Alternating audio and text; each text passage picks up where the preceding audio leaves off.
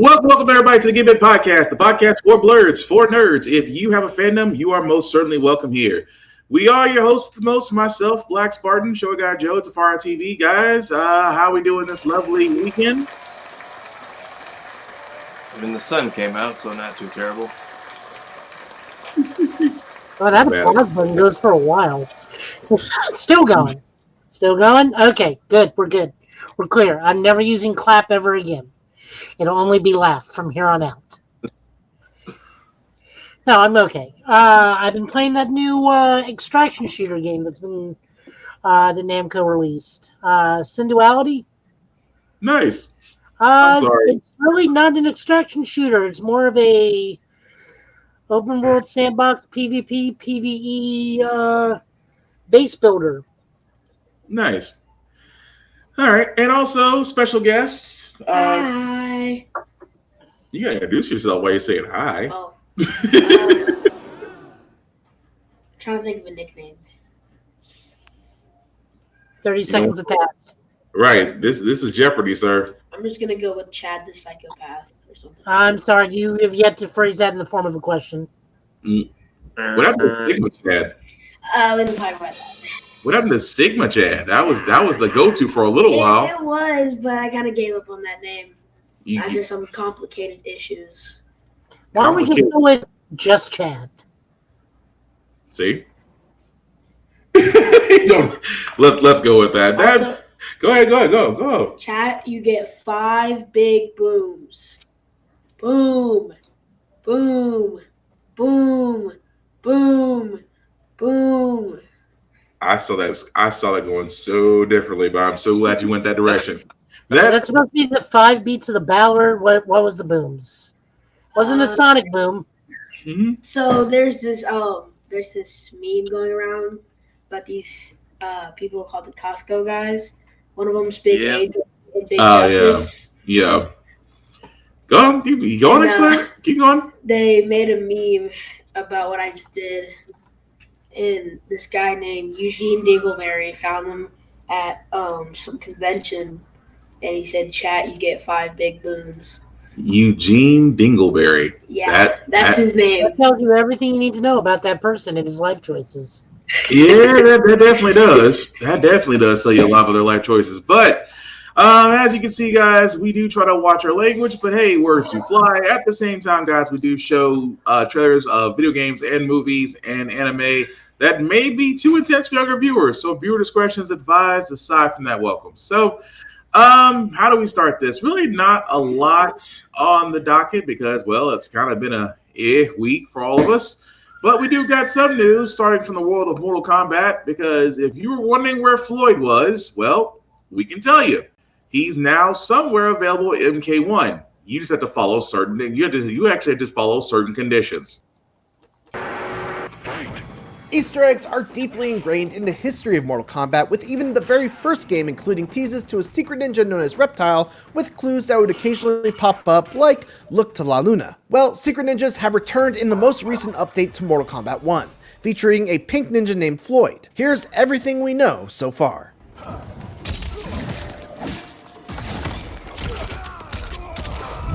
First off, before we even begin, a huge shout out to the Thinny on Twitter, who has done a ton of work in compiling all of this information. Basically, there are 37 challenges tied to Floyd, all of which are compiled in this sheet that the Thinny has made. Only a few of these challenges seem to be active at a given time, and those active challenges differ from player to player. When you do complete a challenge, you'll see a little Floyd notification pop up along with a short guitar riff. You can get them in versus matches and in towers, and difficulty doesn't seem to matter. But do note that it logs the challenges for both player 1 and player 2 separately. Player 2 has a different set of challenges, and if you've logged in as a guest, progress will be reset if you turn off the game. It doesn't seem to be clear yet how many of these notifications you need to trigger the secret fight. But eventually, once you complete enough of them, Floyd will challenge you on a brand new stage called Fields, which is reminiscent of the field from the very first MK1 trailer. Reportedly, if you manage to beat him, you will unlock the stage. The best way that I've found to get these notifications to pop up is doing versus matches and just going down the list one by one. Personally, I've gotten the Floyd notification to pop up 4 times. once for losing a match without a single attack, most likely satisfying the losing is winning challenge, once by doing Melina's ball roll 8 times in a row for the Cabalin challenge, once by winning a match with a flawless victory using all uppercuts for the I'm Down 2 challenge, and once for winning a match using only Scorpion's 3-3-3 combo, likely satisfying the condition for the Kickin' It challenge. Much like Reptile in the first MK, occasionally Floyd will pop up at the start of a match to give you a clue to one of your active challenges. The Thinny says that there's a 2% chance of this happening after playing 100 ladder matches, and that after 400 matches, you're guaranteed to fight him, at which point the counter will reset. There's a lot that's still unknown about this Easter egg, but this is where we're at so far. We'll keep an eye on it and make another video when things get a little more clear regarding how exactly to unlock the Floyd fight. Until then, thanks for watching and keep it here on. Okay, so as you can see, guys, MK1 has already released their next fighter per se, because if you've been a fan of MK1 or been a fan of Mortal Kombat in previous ones, there's always been a mystery character. There's always been a way of unlocking certain characters to fight. I mean, it goes all the way back to Reptile back at the pits, so there's always that too. But fellas, talk to me, including you, Chad. How do we feel about Floyd just showing up and just wanting to whoop your butt and leave? I'm wondering. How long has Floyd been a hidden character? Since like the first game, or? No, he is the newest hidden ninja. Supposedly every game has had a hidden ninja. Okay. Since MK1. Yeah. And then through sheer coincidence, we've gone on so long to where we've gotten the full rainbow. And now Floyd is our newest one, the Pink Ninja, which is a musical reference to Pink Floyd. Despite what half the people on the internet want to try and make it out to be. God help me if we get into that. Because remember, Rain is a prince allegory because he's Purple Rain. Mm-hmm. And also a prince. Yeah. Purple Rain. I'm sorry. That's going to be so Floyd is a Pink Floyd thing because he appears in a rainbow, as with the Pink Floyd Dark Side of the Moon album. Mm-hmm. And he's an amalgam of all the other ninjas. Not like Chameleon, who's kind of a clone and only does... if you're a Chameleon with a C, you only do male ninja moves. And if you're a Chameleon with a K, you only do female ninja moves. Yeah. So that's going to be interesting. Tafari, what do you think? I mean, I hope he's playable at least, because I know it seems like you can pretty much get to him a easy amount of times, and after that, it's going to be kind of rare. Mm-hmm. But yeah, I kind of hope they make Floyd playable, since I know that or they don't save him for whatever the next game is going to be. Yep. Chad, you're usually one on the hidden character side of the world. What do you think? I mean, he looks pretty cool. I thought like all those like ninjas behind him were like the past ninjas from the game. Mm-hmm. And then it like just showed him as like the newest one. I'm surprised you've not added one Fortnite reference to that, because he kind of hit with the rainbow. He hit with the Ultra Spectrum, and you had no Fortnite jokes. Nope. I am surprised. Usually, because unfortunately, Sub-Zero has not made his way into Fortnite holding a scar. Oh, Sad. It's bound to happen. It's bound to happen. But I mean, yeah, they did add Kaiju number 8 like 2 hours ago. Yeah, all skins. But speaking of skin, my Sharad, I never can pronounce her name. Help me out here, Joe. Thank you. The newest character of Street Fighter 6, especially from Fatal Fury, we now can see all her face animations and character walkouts. I'm pretty sure there's going to be somebody that's happy about this. Oh, people love this. Yeah. All right, it's my time to shine.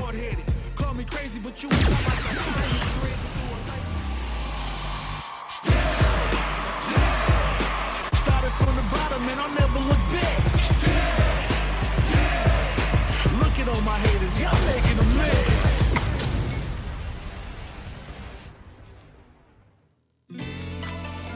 Show me what you have.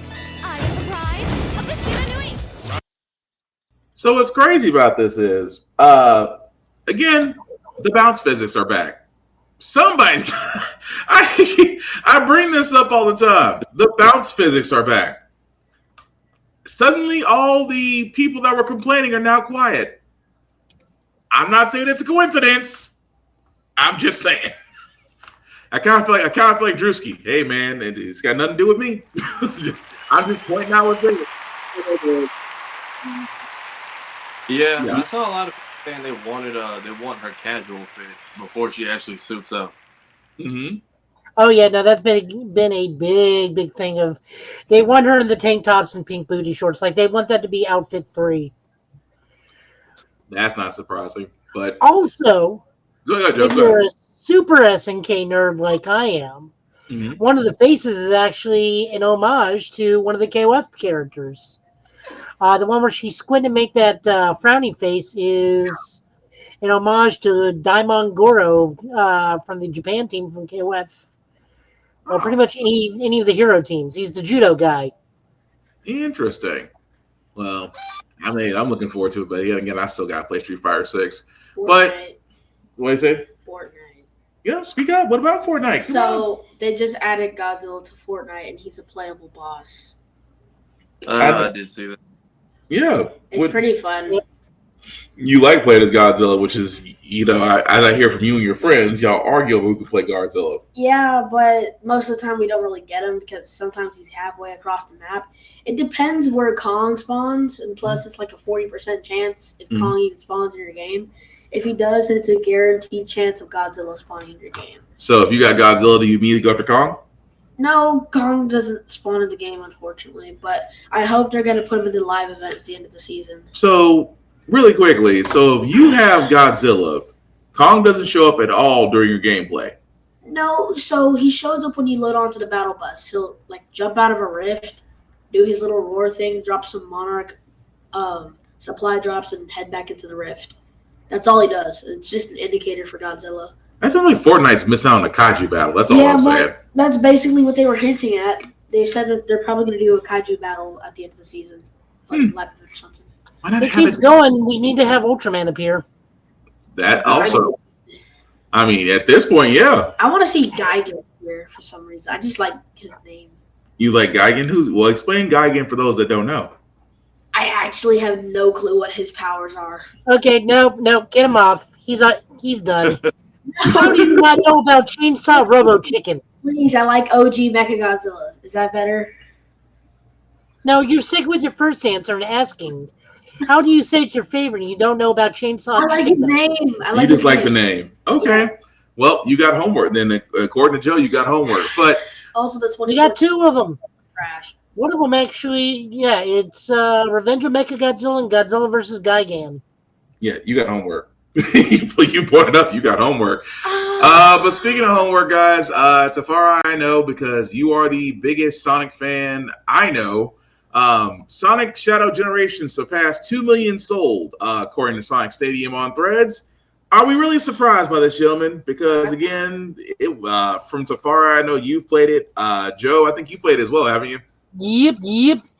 I know, I played it. and yeah, you've played it. I So, played it on a plane with my uncle. so are we really surprised, guys, that a game, even though the timing of Sonic Shadow Generations and Sonic 3 may or may not have anything to do with it? I don't think it doesn't, but are we really surprised by Sonic still selling well even now in 2025? No, not really. Considering that Yeah. child that everybody likes. Was it Tafara? Not really. I mean, again, from what I've all seen and heard, it's all great things. But Joe, anything else you want to add to that before we move on to the other bit of news from Sonic? No, I mean it's just you got to take it down or else something doubled. Gotcha. Hang on. Not it. There we go. No, it's just been enjoyable. I've been playing mostly Shadows stuff more than I have Sonic. It's fun. It's kind of what I'm looking for more than what I wanted with when I tried Sonic Frontiers. I'm okay with Sonic Frontiers, but I just think Shadow versus Sonic Generations X Shadow is just the better game for me. This is more straightforward Sonic levels. Cool. I'm trying. I promise. Oh, we know you. No, you're good. Like, I'll say Frontiers was a little rocky at the start, depending on how you also competing with Ragnarok and wasn't a. It was I played through Frontiers, but like I didn't remember any of the story because Ragnarok came out the same day and my attention was just all there. So I was playing both. I didn't remember both though. Gotcha. But I would say if you played Frontiers now with all the free updates they gave out, it's Mhm. very much better game than what they gave you. My advice to anyone who picks it up: complete each map first to kind of mechanics and like how to like traverse. Because now you get the jukebox mode where you get songs from each from like all the old games, and you kind of just Mhm. leave it on to explore. Do all the story bits with the other characters because that's really where a lot of the detail went into. Whereas Sonic X Shadow Generations was a game that came out 10 years ago with new story bits added to it that actually work. And and then there was also the Fearless Year of Shadow campaign, which worked in their favor. So they had the game, they had the bike that was touring the cities for some reason. They had all the Sonic Central stuff. So I'm not shocked. Generations, to some people, until Frontiers, Generations was the last good thing we got. And that was in like 2011. I mean, yeah, Forces was bad. Y'all say Forces. I'm taking y'all guys' word for it. Y'all say Forces was bad. I'm going with that. I have it. I haven't played it because I haven't heard anything good. I heard a lot of people I know like Frontiers because Frontiers doubles down on a lot of the character development that Forces tried to like undo, to my understanding. Even though it is, I guess, unfortunately canon, they claim. So, I mean, Go ahead, Jeff. I mean, it tries to go into like chaos, like the blue thingy, chaos from Sonic Adventure. Yeah, they tried to like double down into where he came from on some parts. Mm-hmm. I saw a game theory video about like that kind of section of the game. Cool. That's why for me, you just go from Sonic Colors straight to Sonic Frontier. Skip this game. Let's just forget. Let's just assume we don't talk about that. I don't know why, but I just think that chaos has something to do with like the color aliens from Sonic Colors. You might be on something. the Emeralds have basically been called from Earth and space. They have connected with other cultures, which is a possibility. So it's also kind of the grim thing about Frontiers too, is you kind of discover a race that predates the Chow, and you help, but you're basically, every time you help them, they're basically husk, and they just show you what their last moments were before they passed, which they to do that while also making callbacks to even like Sonic 3 with where we first meet Knuckles and letting you know like, okay, it's a throwaway game, this is a canonical story, and these characters are taking a much more serious tone and shift, which is great. But yeah, Frontiers did well. I'm not shocked that Generations moved, because people like Generations and Colors were like the last two good games we had consistently. Yeah. And then it was at hell's bells up until we got a movie in 2020. Well, no, go, Joe. I was going to say, Boom the game, not great. Boom the television series, legendary. Greatest thing they tried, did was the TV show and the memes that came from it. The gaming, the franchise, I respect them saying, hey, this is clearly a different universe. Nothing is canon. Did not sell me at all. Approved. All right. I still have that stuff in my Well, I'm head. glad y'all brought up movies because, again, sticking with the Sonic news, Sonic 3 has been a hit. Still can't wait to see it. I know you got to see it. Yeah, to just go and rub it in. But with that being said, Steelbooks are already available. Will be available soon, come April 15th of this year. 2 versions of Sonic the Hedgehog 3 Steelbooks. One with the Shadow cover and one with the Sonic cover. As you can see, guys, both as pre-orders are usually going, which we're going to talk about soon. Some other news in the world of physical media. But you can pre-order these at Amazon for the Shadow. For the Sonic Steelbook, you can pre-order at Amazon or at Walmart. And, of course, the regular copy of Sonic will also be available with the Blu-ray and digital copy as well. So I guess because I know Tafari, you talked about this. I know we talked about this off screen about which version you're getting, just because the Shadow one may be the more popular one right now, considering the fact that, well, Keanu and the fact of how you portrayed him. But is this going to change? I mean, are you still sticking with getting the Sonics, getting the Shadow Steelbook cover? Are you going to go with Sonic, or what's up to you? I might do 1 and 1. I'm a little disappointed in the art because they kind of did a over the top job with the Steelbook for the second movie. It actually looks like the old Sega cartridge, and it has like a slip cover on it. Thing. Oh, the interior for this is nice, but like because a lot of people have pointed in the art world have pointed out that's literally the art from the first Sonic movie poster, just slapped onto here and just retouched up, and then they just made it red for Shadow. So the movie was great. It feels like everything else they're kind of cheaping out around it, though. I'll still get it for the collection, but I'll probably get one of both. Gotcha. Joe, what do you think? I mean, I would grab it, but honestly, I'm kind of waiting for like the giant, like 4-pack with Sonic 1, 2, Knuckles, and 3 at this point. Mm-hmm. Because this like finishes out an arc, and movie 4 starts potentially a new arc. Which, are we going to talk about 4? Or do you want me to just go ahead and go into it? Yeah, go ahead and go into it. I mean, this is coming out in 2027 or 2026 December. 2027. 2027.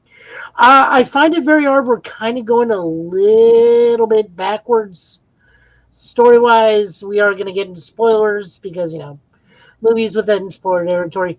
Finding it weird, we jumped ahead to Sonic Adventure 2. Mm-hmm. And now we're rolling it back to Sonic CD with Metal Sonic and Amy, which is weird. But, I mean, at this point, we got the core Sonic Team 4, which is now Sonic, Amy, Knuckles, and Tails.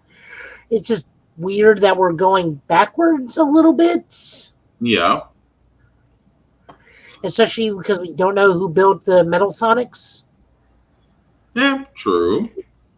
That is very true. But Chad, Tafara, what do y'all think about Sonic 4 upcoming? How, you know, the direction they're going with it? So, I think that they might, like, I'm just trying to figure out how did all those Metal Sonics get there, because I don't really think, when I think of Metal Sonic, I think of just one of those.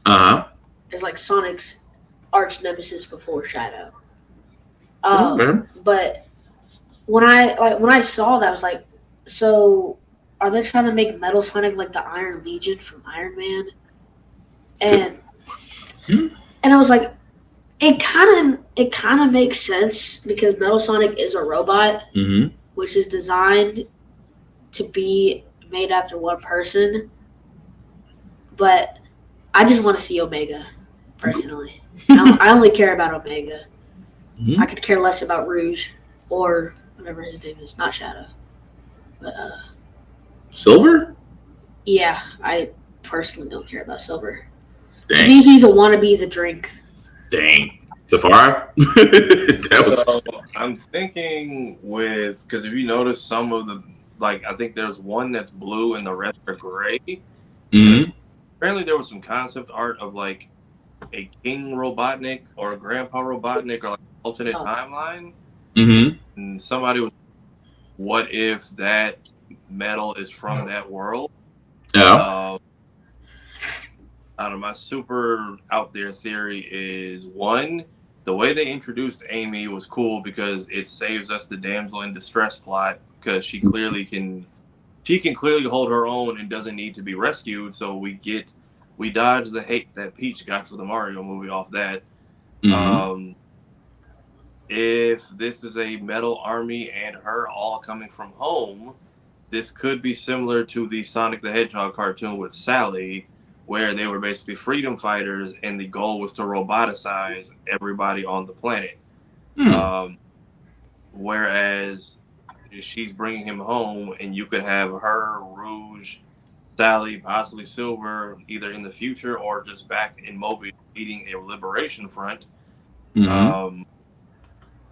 and then Metal, I would say that all the Metal are fodders, and we're getting Metal Overlord from Sonic Heroes as the big bad. I don't know if he's going to become the full dragon, but that taller, spiky form that he had, I could see that being the leader sending out these drones and leading up to us having to clash with him. Are you talking about like Neo Metal Sonic? I don't remember what his middle form was called. The dragon is called Metal Overlord, and then there's the small one you had in the movie, and then in Heroes he's like a taller form with Like he had like some sort of trench coat looking thing. Oh, wait, are we talking about Metal Sonic? Yes. Neo Metal Sonic. Yeah, that's Okay. I And then he has the gold form Super Neo Metal Sonic. Then he's got the dragon form. So I could see Neo Metal being the big bad, going Metal Overlord for the finale. Now, because Jeff seems to be really honing in on the 2005 energy. If they really want to go, in on it, because Mario movie kind of did something similar. They could go back to Mobius and give us a Super Mario Bros. Z-esque movie if that's what we're going to do. Though, if all those plot points are coming together, it could be as just goofy and action packed as that series was. Even though Alvin hasn't given us a new episode in like 15 years. Dang, well, that's something. That's something to think about. The other thing is the human outside of Robotnik, the main human characters are getting significantly less screen time. Like they say that Tom and Maddie's actor and actresses only literally appeared in the movie for 7 minutes. And at this point where we are in the series, all they got to do is say, oh, Maddie's pregnant and Tom's with her in the hospital waiting for the baby to be born. You three behave and don't wreck the house. Shenanigans ensue. Right. Sounds like a short story, but yeah. Yeah, Maddie was in Knuckles for all of like the opening credits, and then was never seen or heard. We didn't even see Tom; we just saw her. Sonic and Tails were there for all of like 5 minutes the entire show as well. So I could very much see this being get the humans a check, a Mobius movie, Sonic the Hedgehog original cartoon / Newgrounds Flash animation antics, where they plot kind of all collide at Sonic Heroes, possibly segueing into that's over. Nothing else is going to go wrong, right? Surprise. Yeah, but I don't want Stone to be snivelly. But will he be though? I think I might have an idea. I could also see Omega popping up. Like, I still think my gag of like no more Robotnik problems, right? And somebody accidentally just activates him, because I still think we can Team Dark. So yeah, if we get a Sonic Heroes-esque plot next movie, we could very much get the teams. We could get Amy. We could very much get the Chaotic Squad, Team Rose, Shadow Forms, Team Dark Finding Rouge, and Omega, and Team Sonic has already been established. Or the big man himself, Big Decap. By far one of the most powerful. Well, Big would be with Amy. He'd be with Amy and Cream the Rabbit. I wouldn't be surprised if like Big shows up out of nowhere and whacks Metal Sonic with a fishing rod, like hit him straight in the throat with his fishing rod's a baseball bat. That'd be interesting. Also, they were to make what if their Amy is like some part of, like he said, like Freedom Fighter Squad from the future, and they do bring Sally and Silver and stuff like that. I was thinking maybe they could introduce like Silver kind of like as Sonic's descendant or something, or is that already canon? You tell me. You tell me. It'd be a better way to introduce him, because we still don't really know where he came from in the future, or why he was there when she was supposed to be from an alternate dimension. Also be a way of introducing her world. But yeah, all our female characters could be part of an entire army that's been holding off whatever has been happening. I also just want to finally know what happened to Longclaw and the Echidnas, because they keep giving us like vague hints and not telling us anything. That's a fair point. Oh, that bird's dead. I mean, I know, but I'm like, what? Yeah. All of Go them? ahead. Though? What happened? What happened to in their battle to where Longclaw was the only one left, but none of Knuckles' people made it back? You feel like you want to alley-oop something. Go ahead, Joe.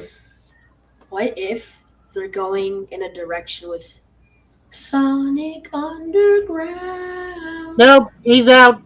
Get him off the show. Please. Get him off the show. No, please.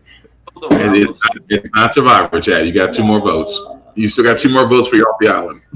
I'll say this: hit us the core characters first. You Mhm. can only do one. You can only do one Doomsday Freedom Fighter plot, and I feel like if we go with Sonic has siblings and a lost mom, I feel like people very well because Yeah, Sonic has siblings and a lost mom that retroactively negates Sally's entire family. That would be interesting. But Who's Sally again? I forgot. well, we're gonna have to put a pin on That's that. like 2 in the Sonic talk. Yeah. So we're gonna put a pin on that and move on to the next thing before Chad finds himself voted off the island. Sony decided also yesterday to let us on some news that as of February 2025, that they will no longer be producing consumer-grade recordable Blu-ray discs, BDR rewritables and BDR rewriters. For all those that don't know, of course, if you are a guy or an enthusiast that loves physical media, as we have said on the show many times, please preserve physical media because digital can't be trusted. This does kind of put a sting to some people because for all those that do use Blu-ray for their variety and their expansion and easy to use, people are not very happy about this. This also means that Blu-ray discs, mini discs, ND data discs, mini DV cassettes will also be ending as of next month. There will be no future successor models. And as Sony loves to say, we like to express our sincere gratitude to our many customers for their patronage. So for a lot of people that see this, let me say first and foremost, this does not mean this is only for BD Blu-ray rewritable disc. It does not mean that the PS5 will be PS5 disc will be affected. Movies will still be produced on Blu-ray disc. It's just that for the consumer side, for those that want to burn discs for various needs, and I say needs because it's your disc, do whatever it is you will. Get as much as you can now because as of next month, it's gone. Do we think, guys, that this is an attack on physical media? Because a lot of people like to record a lot of their data on discs. It's not always sometimes media. It's always pictures, photos, things of that nature. But with Sony no longer producing Blu-rays, does this mean that Blu-ray disc value is about to go increasingly up until the cutoff next month? Or is it going to be business as usual and there's going to be another format that takes its place? I don't think they'll invest money in another format. I feel like if you try to make an 8K disc, you're going to try to charge double for it, and no one will buy it. They'll just wait for the regular Blu-ray. Mm-hmm. But I try to keep a chokehold on people and to keep them chasing you and whatever IPs they like to whatever new streaming service you make up every other Thursday. Pretty much. Joe? Thought they already tried to replace Blu-ray with HD DVDs, didn't they? Isn't that the newer format? Yeah, that was the battle between HD DVD and Blu-ray until Blu-ray won out for reasons that we cannot say on this show. Well, what's the 3-disc versions of stuff now? It's DVD. Blu-ray, DVD, and 4K UHD. There you go. Which now they've swapped out UHD DVD. Yeah. 4K UHD plus Blu-ray plus DVD. Now it's 4K UHD plus Blu-ray plus digital code. Yeah. So digital code is fine replacing standard DVD because I want my extras and stuff just can't hold that sometimes. So Blu-ray format's still good. UHD, I guess, is the new top of the line. It's whatever, really. Like, that's going to be for the collectors, not the general public. So I can see prices going up. Oh, prices are going to shoot way up because of the fact of storage. And you got companies like CD Warehouse, companies like Staples. Those places that hold their warehouses still hold Blu-ray. So of course, No, Blockbuster. If you can find a Blockbuster, get a lottery ticket. Because if you found a Blockbuster, you deserve to win money. The last Blockbuster actually closed down. I forgot where it was. I want to say Alaska. I could be wrong, but the last Blockbuster did close down. But no, India. Maybe there's one in India. There's not. There's always something in India. It's somewhere in Washington. I was gonna say there's some. I had to stop myself because there's always something funny in Philadelphia joke waiting to be shot out. But anyway, no. We had to clarify that just because a lot of people saw that and immediately are thinking, okay, Sony's basically declaring war on gamers, and trust me, they're not. Anybody that wants to test gamers either better be prepared for the long haul or be prepared to close doors, because anybody that's ever tested gamers doesn't have a good win-loss column. That's all I'm saying. Activision, EA, we can keep going down the list. There's Nobody some likes to crash out. Nobody likes to crash out. So again, we just have to stress that very heavily. Just because they're actually canceling the consumer Blu-rays does not mean that games and movies will be affected. For now, considering how the way Sony works, they may introduce something else. But Personally, Mhm. as long as I get to keep my Nintendo game cards, I'm fine. well, those game cards are basically nano MDs, What? nanos, small sticks. When I think of nanos, things like Iron Man's nanotech suit. You're just an Iron Man fan. Yeah. You're just Then I transferred into a Spider-Man fan. But I still main Iron Man and Marvel Rivals sometimes. Oh, I know you do. Especially for the memes with Maximum Pulse. I don't even want to know. But speaking of other things that are maximum, Microsoft did have their developer direct this as of yesterday, and actually had some interesting content. I'll start with the one that no one saw coming from Team Ninja. We're actually getting a Ninja Gaiden 4.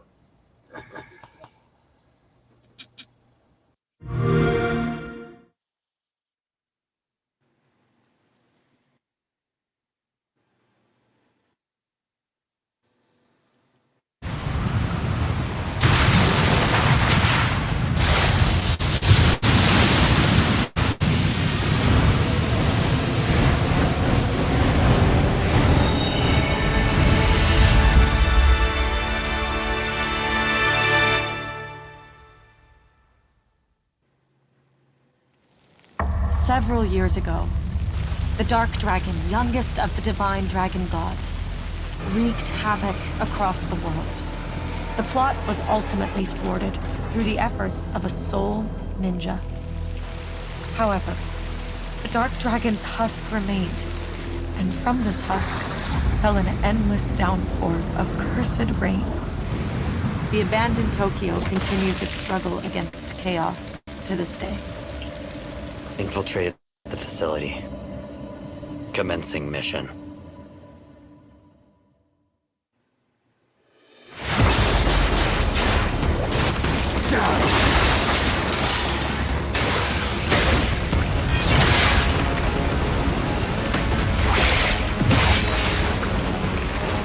No escape.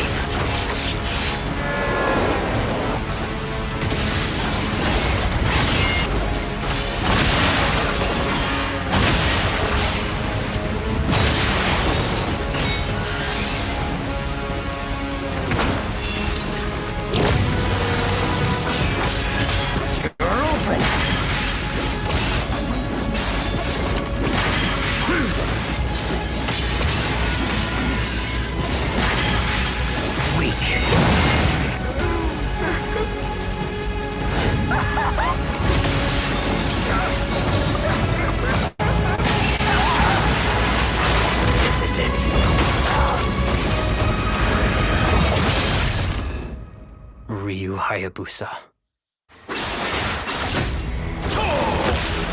Whatever your clan is plotting, it ends here.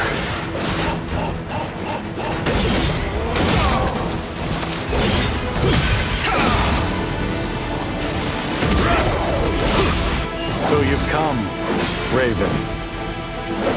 Back off, Hayabusa. I will execute my mission.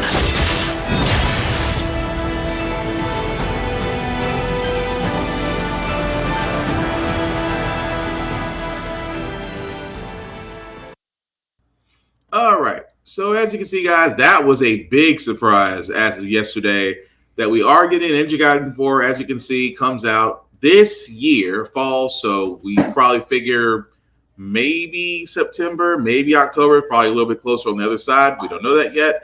But available on Xbox. And yes, if you have Game Pass, it will be available on day one once it released. It'll also be on Steam and PS5. So also, before I throw this off to you guys, outside Ninja Gaiden 4, guys, being released or being released in fall, Ninja Gaiden Sigma Black is now available, and I say not the older version, the remastered version of Ninja Gaiden Black is now available on Xbox Game Pass and PlayStation Plus. And trust me, I downloaded it to my Xbox Series X, played for a few hours. It looks freaking great. But fellas, how do we feel about Ninja Gaiden 4? Go ahead. Also, the guy that he was fighting at the end kind of looks like the guy on the first, like on the cover for the Ninja Gaiden games. Because I've seen a cover for him, and he kind of looks like the one on the first one. Yeah. So the guy on the first one is Ryu Hayabusa. So Ninja Gaiden is actually before your time, but let's just say the initial first Ninja Gaiden was on NES. And it was a difficult game. So I'm getting. It's like you know how people say Souls-like games, or this game's too Souls-like. The difficulty's too high. Oh.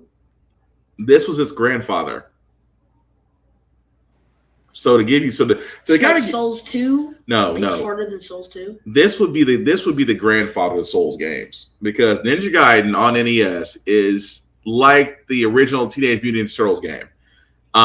Very few people have beaten it. Very few people have. I mean, a lot of people have certain fond memories. I know I do. Some people are kind of like, I never want to see this game again. Ninja Gaiden is one of them. Now, is it fun? Absolutely. Whether it was on the NES, I think there was a Super NES game, memory serves me right. And then eventually there was the Ninja Gaiden that actually did show back up. 10 plus years ago when it initially appeared on Xbox. So yeah, it's a hack and slash ninja game. Very fun to play. Difficulty is really up the charts. But I've been saying for the longest time, we need another Ninja Gaiden. The last one we had was Ninja Gaiden Z, and that was Yaiba back on the 360. We haven't had a Ninja Gaiden game since. So I'm looking forward to this, especially with the new character. Love to see Ryu Hayabusa again. And at the same time, guys, like I said, Sigma Black, which basically Ninja Gaiden 2 with a lot more action and gore, is definitely available, whether on Xbox Game Pass or PlayStation Plus. Wait, so that guy he was fighting he turned into a villain? No, that's a new character. We don't know exactly where Raven is. We know that him and his clan are opposites of Hayabusa and his clan. So think of it like Sub-Zero and Scorpion meeting, but they're not really on the same page yet. So we don't know a lot more. We don't really know a lot about this character, but as we get closer to the release date, we're gonna find a lot more. But his character design kind of looks like what's his name from Tokyo Ghoul. Yeah, because Team Ninja's never really had bad designs. But Tafari, Joe, what do you guys think of Ninja Gaiden 4? I feel like you guys would have better input. Joe, you can go ahead. You're muted. Joe. Also muted. Lots of Azuna drops. Everybody gets an Azuna drop. I'm going to grab you. I'm going to spiral you. I'm going to drop you on your head. I'm going to make the game highly improbable to beat because those games are ridiculously hard and full of timing that makes a Souls player blush. But yet so fun. But did they just stealth drop an entire remake to the second game out of nowhere on top? Yes. I think it's the ultimate version of 2 as well, because Ayane and someone else is playable. Rachel? Yeah. Nina. I think Nina. The blonde with the axe, you're thinking Nina. I remember 3 being on like the PS3, and I didn't have one. When did 2 come out? 2 came out a little bit after. Let's see, the 360 one was. If that was 12 years ago, then 2 had to be 360. Yeah, so that also had to be on the 360. So yeah, I think so. Okay. Black had to come out like 4 or 5 years after Ninja Gaiden. I missed the entire wave for that. I got on the 360 late, so I just saw. That's what confused me when everybody's like, "You should talk about the Ninja Gaiden trailer on stream." I'm like, "Well, which one?" I keep seeing, I see 4 trending, but I see 2 black as the picture. I didn't see they did both. So here's the crazy part. So that just to kind of clarify things, there's Ninja Gaiden, Ninja Gaiden 2, Ninja Gaiden Sigma Black, Ninja Gaiden 3. Ninja Gaiden 3 is Razor's Edge, because anybody that's played the original Ninja Gaiden 3 weren't big fans of it, and understandably so. Razor's Edge was kind of their apology. And then you had Ninja Gaiden Z, which was basically a different ninja story, but that was also for the 360. So that's the games you had. Everybody that's out there saying right now is talking about Ninja Gaiden Sigma Black, which is basically Ninja Gaiden 2, which is a more updated version of 2, which I do love. But yeah, definitely worth playing if you get the chance. But still looking forward.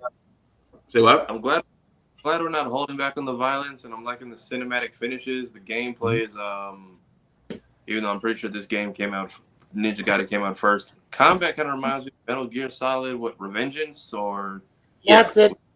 Yeah, Revengeance. It has Revengeance vibes to it. Similar to another game we're gonna show the trailer for. But the next one I want to show, because again, South of Midnight. First off, if you haven't seen this game, really should. Also, shout out to Platinum Games for finally getting with Team Ninja about a Ninja Gaiden game, because Platinum Games still love you for Bayonetta. But anyway, South of Midnight.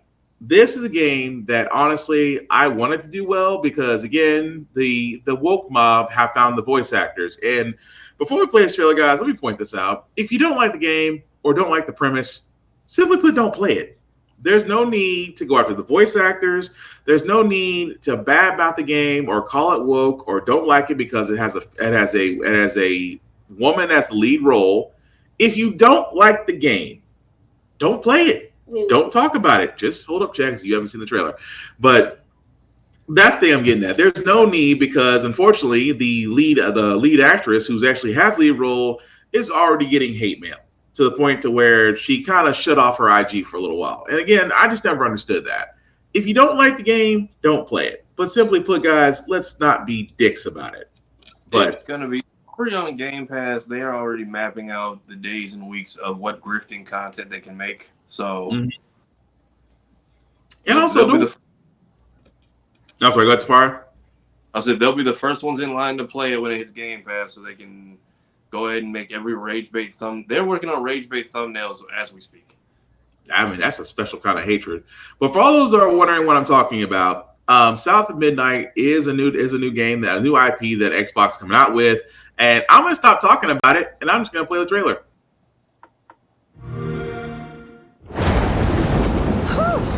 It is really picking up out there. Did you pack everything? Mama, this ain't my first hurricane. I know what to do. As long as you didn't forget the flashlights and batteries. Oh, shoot, we got 5 minutes. Let's go. We wouldn't be rushed if you didn't. Don't mumble. Speak on it. I said we wouldn't be rushed if you didn't waste all that time at the shelter. Now, you want to bring this up right now? I'm just saying. Hazel, please. We might need some help. I might need some help. While you're out helping everybody else. Hazel! No!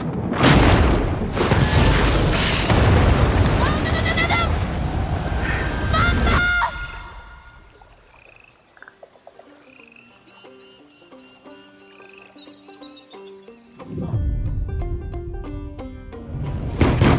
Is that Hazel? The trailer got swept downstream with Mama in it, and it ain't just about Mama. I'm seeing these things. Hey, Hazel. Who's there? Up here. You find your mama yet? A talking fish. Nope. Ain't no way. It ain't every day I hear about a new weaver such as yourself. What are you talking about? You can't see strands, can't you? And a trained weaver ought to be able to rescue her mama easy. I can teach you the rest.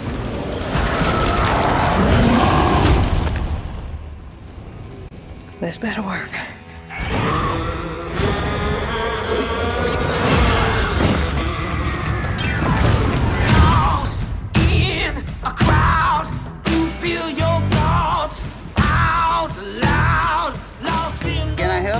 time. You know anything about that creepy old house up on the hill? Yeah, that was once the home of Hug and Molly. Wait, is Hug and Molly real? All the stories are real, darling. Until you call. Weavers fix things deep down. They mend parts of your soul so ripped you'd forgotten they were ever one piece. I came all this way to hear your story. The real story, Itchy. It was complicated. This is grown folks' business. This ain't for you. I ain't no damn child.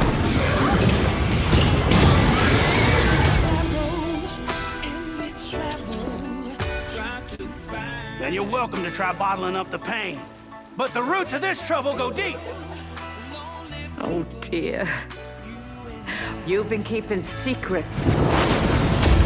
It's your life now. You're gone. There's no tomorrow. It's here. It's on.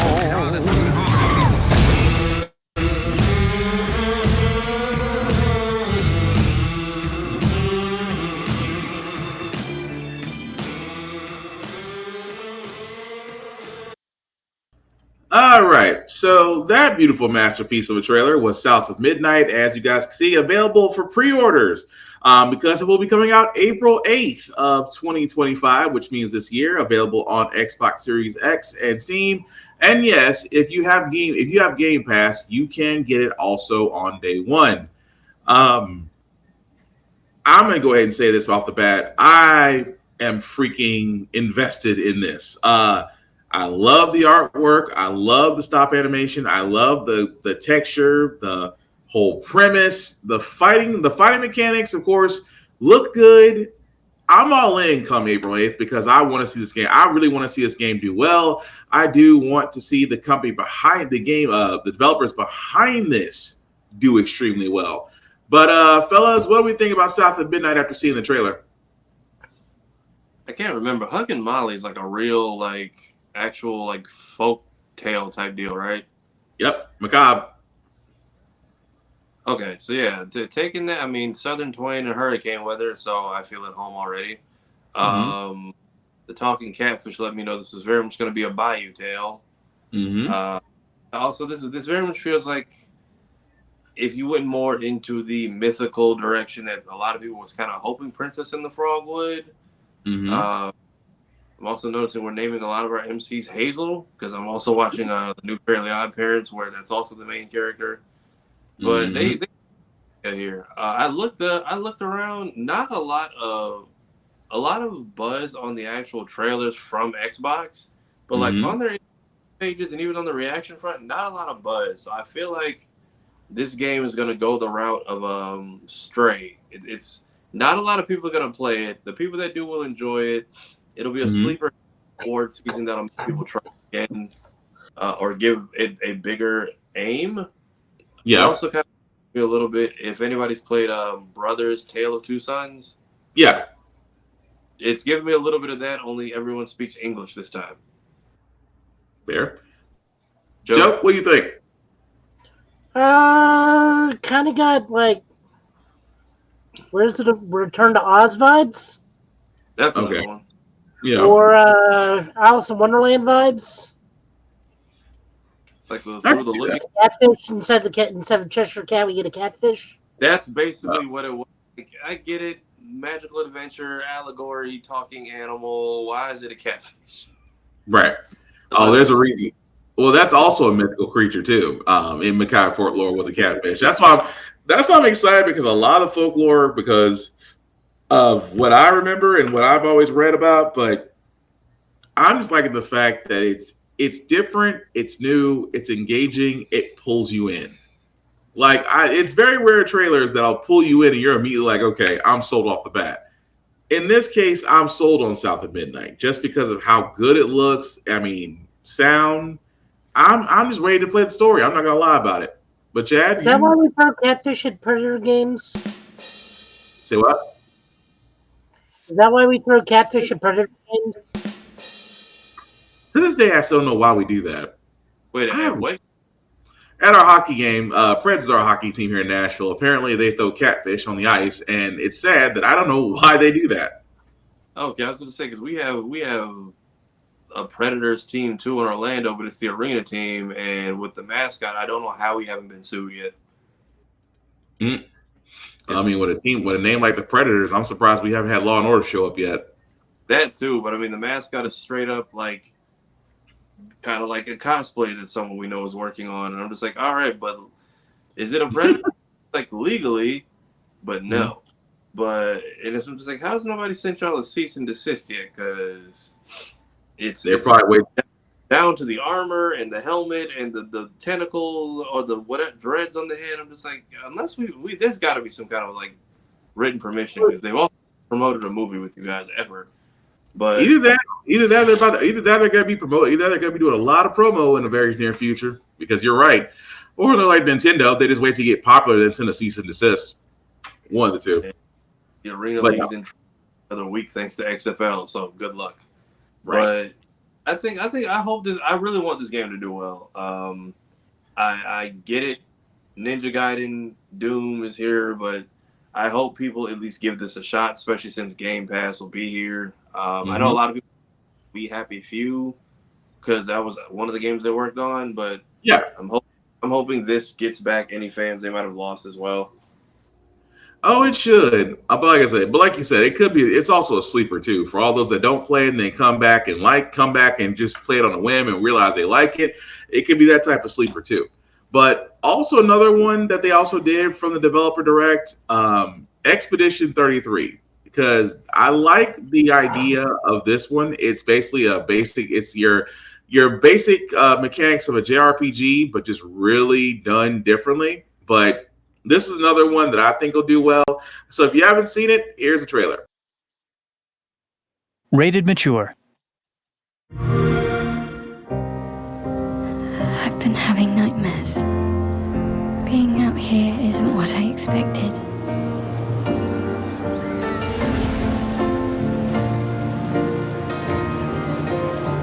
Legacy can take many forms, right? Learn from the ones who came before. And lay the trail for the ones who come after.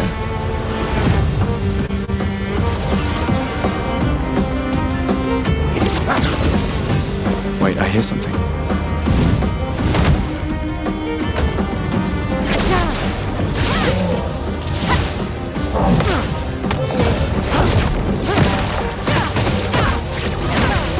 Get ready.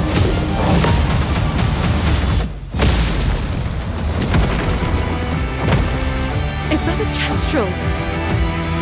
I still can't believe they exist. To what do we owe the pleasure of your company? I just need one foot. Aha!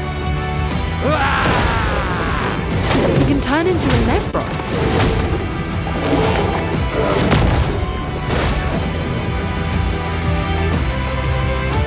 Bonjour, mes amis. We need to cross the sea? Bulger said you could help? All right.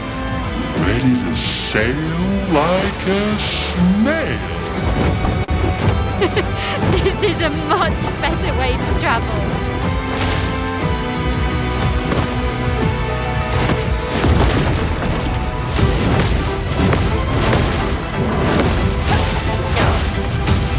Firing!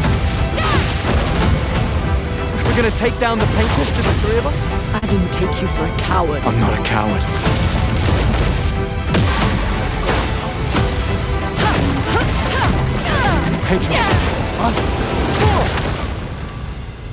As long as even one of us stands, our fight is not over.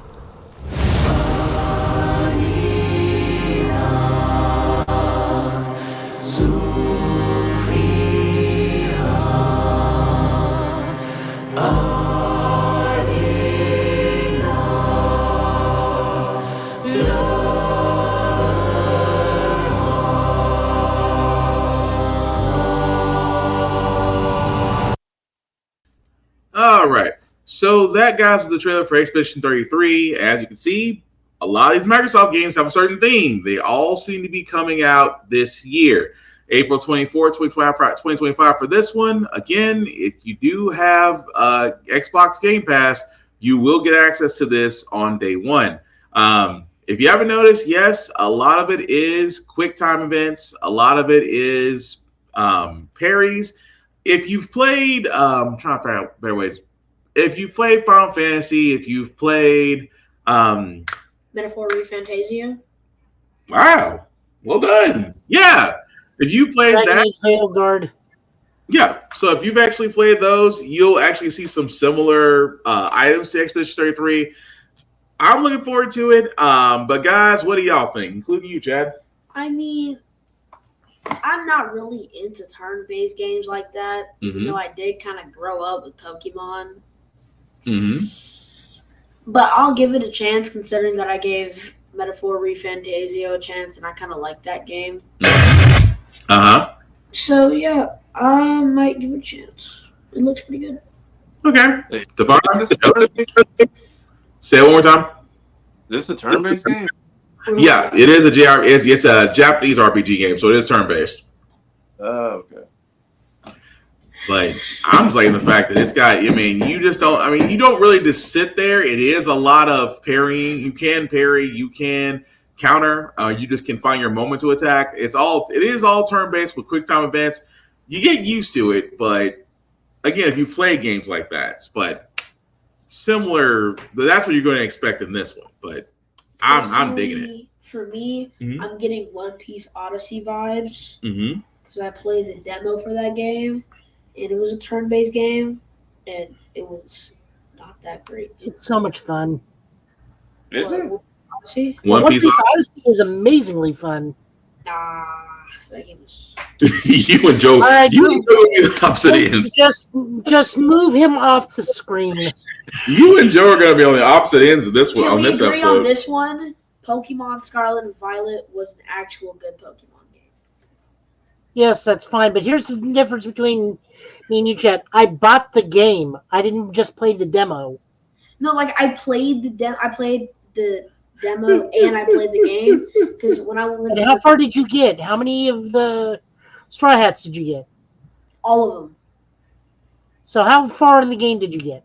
I think I got like 80%. Okay. It took me like 3 You're days. still wrong. I respect your opinion, and opinions can't be wrong, but you are wrong. I feel like this is a Star Trek episode. Game that had Zoro as DLC. Mm-hmm. No. This is the that's a different one. That's the action RPG where it's you're on the Pirate Islands, the open sandbox RPG. The one we're talking about is the more traditional turn-based RPG, where you're going back into the memories, and you're like everybody is post Dressrosa, but they're going into the memories and are like, "Oh, you're going up against Crocodile." Bam. It's like, why is he this strong? Don't worry about it. I just love the fact that both of y'all are on the opposite ends of One Piece. That is interesting. I mean, but back to Expedition 33, Joe. So we can go along. What are your thoughts on it? It's a game. It looks pretty, and I won't be able to play it because I don't own an Xbox, and my computer runs on 2 potatoes and 1 cat. I got nothing for that. Well, outside of that, Doom the Dark Ages. We know it. We like it. We know it's coming out. They gave us 11 minutes of gameplay. We're not going to do the whole 11 minutes because, well, you only need to see about 3. Oh, I'm going to say,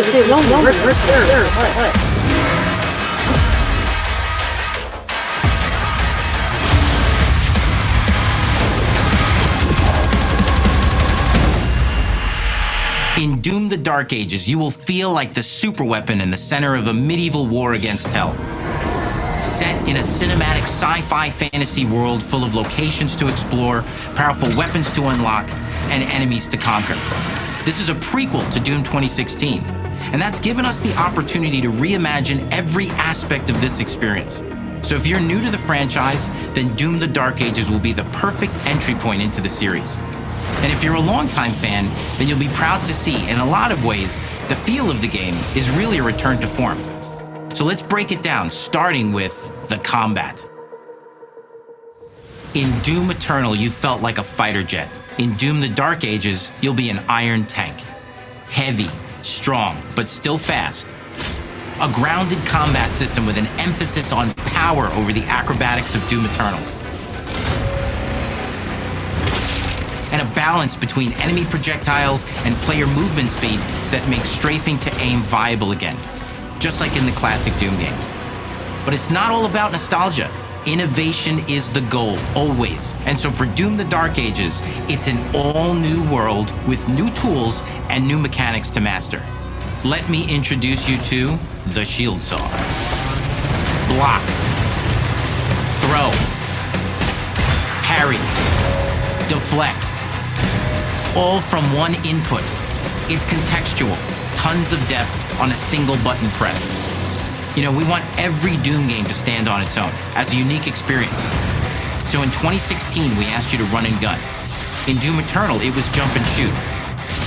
And in Doom the Dark Ages, you're gonna stand and fight.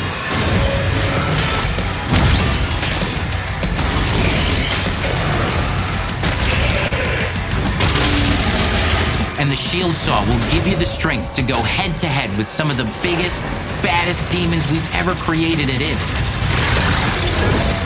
But that's not all, because if you're gonna stand and fight, then you gotta have something to follow up that opening parry with. How about an iron flail? Or maybe an electrified gauntlet? Or even a Doom spiked mace? That's right, we have 3 melee options that are part of a melee system, all on one input, complete with combos and upgrades, and it's totally awesome. And you can finish off the demons now with an all-new, unsynced, completely in the player's control glory kill system. From any angle, in and out, as you see fit. And it feels amazing. You'll feel unstoppable smashing your way through the horde with total freedom. And that seems like a ton, but that's just 2 inputs. We got one more really important button that we haven't talked about yet. The trigger.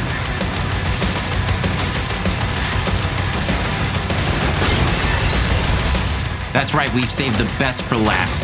Doom has and always will be all about the guns, and Dark Ages has some of the most ridiculously powerful weapons that we've ever created.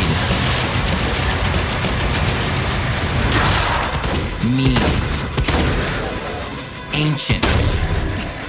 Brutal torture machines, built to butcher, impale, and shred the minions of hell with.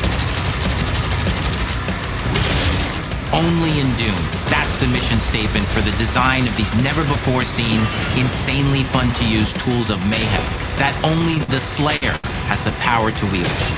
So let's take a look at some extended gameplay footage and see how these medieval mechanics synergize with the enemies and the environments to form the new combat loop for Doom the Dark Ages.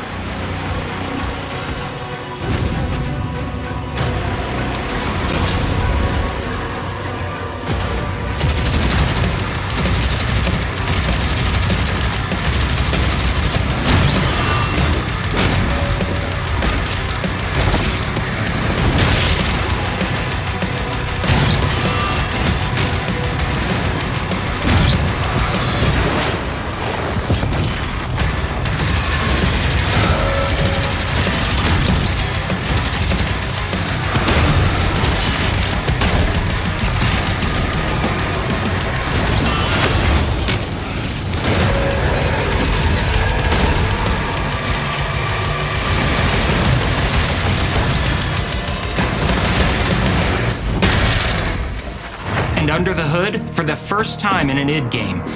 So we're going to cut it there just because, like I said, it's 11 minutes.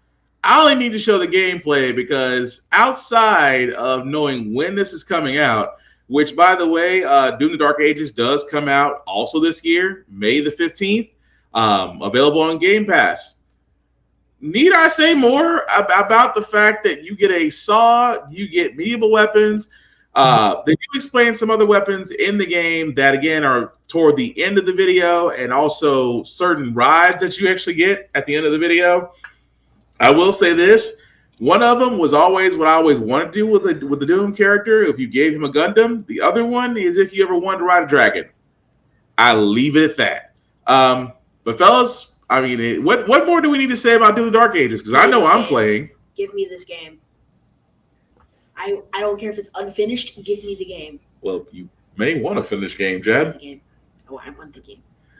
Tafari, Joe, what do you think? So, was this entire direct all Game Pass exclusives, or what is the? It's a lot Seems of to be. I'm just like, how are y'all making money? Like, is it Game Pass pulling in dollars like that? Yeah, I mean, for the longest part, Game Pass is. I mean, for the price that you pay for Game Pass, and the fact that a lot of these games are available on day one, it seems that Microsoft is banking more on subscribers than actually making money individually. That's the only thing I can think of. You're basing this on how many Game Pass subscribers you can get to offset the value of these games. Because I didn't expect Ninja Gaiden 4 to be on Game Pass. I did not expect South of Midnight to be on Game Pass. I thought they were all going to be like, okay, here it is. Here's the release date. Pre-order now. And it's like, now, I mean, you still can pre-order. But again, the thing about Game Pass is, and I say this all the time, Game Pass is digital media. It may stay there for a while, may stay there for a year, might be gone. It might be gone in 2 months. So, I mean, Game Pass is kind of like, God, what was that? What was that rent? GameFly. It's kind of like GameFly in a way, where Live too, isn't it? Somewhat. Huh? I think GameFly is somewhat still alive. On life support. It's still It's around. actually a great way to get super cheap games. Yeah. It was the commercials used to be on. The commercials were entertaining. I'll give them that much. My college roommate, 2017, used GameFly. That's how I got. What came out that year? I had Kingdom Hearts 2.8 and something that kept me entertained all spring break. Yeah, I think it was the new Call of Duty. He's like, "Yeah, I rent stuff all the time. Just put it in the sleeve and send it back a week." I'm like, "That really works."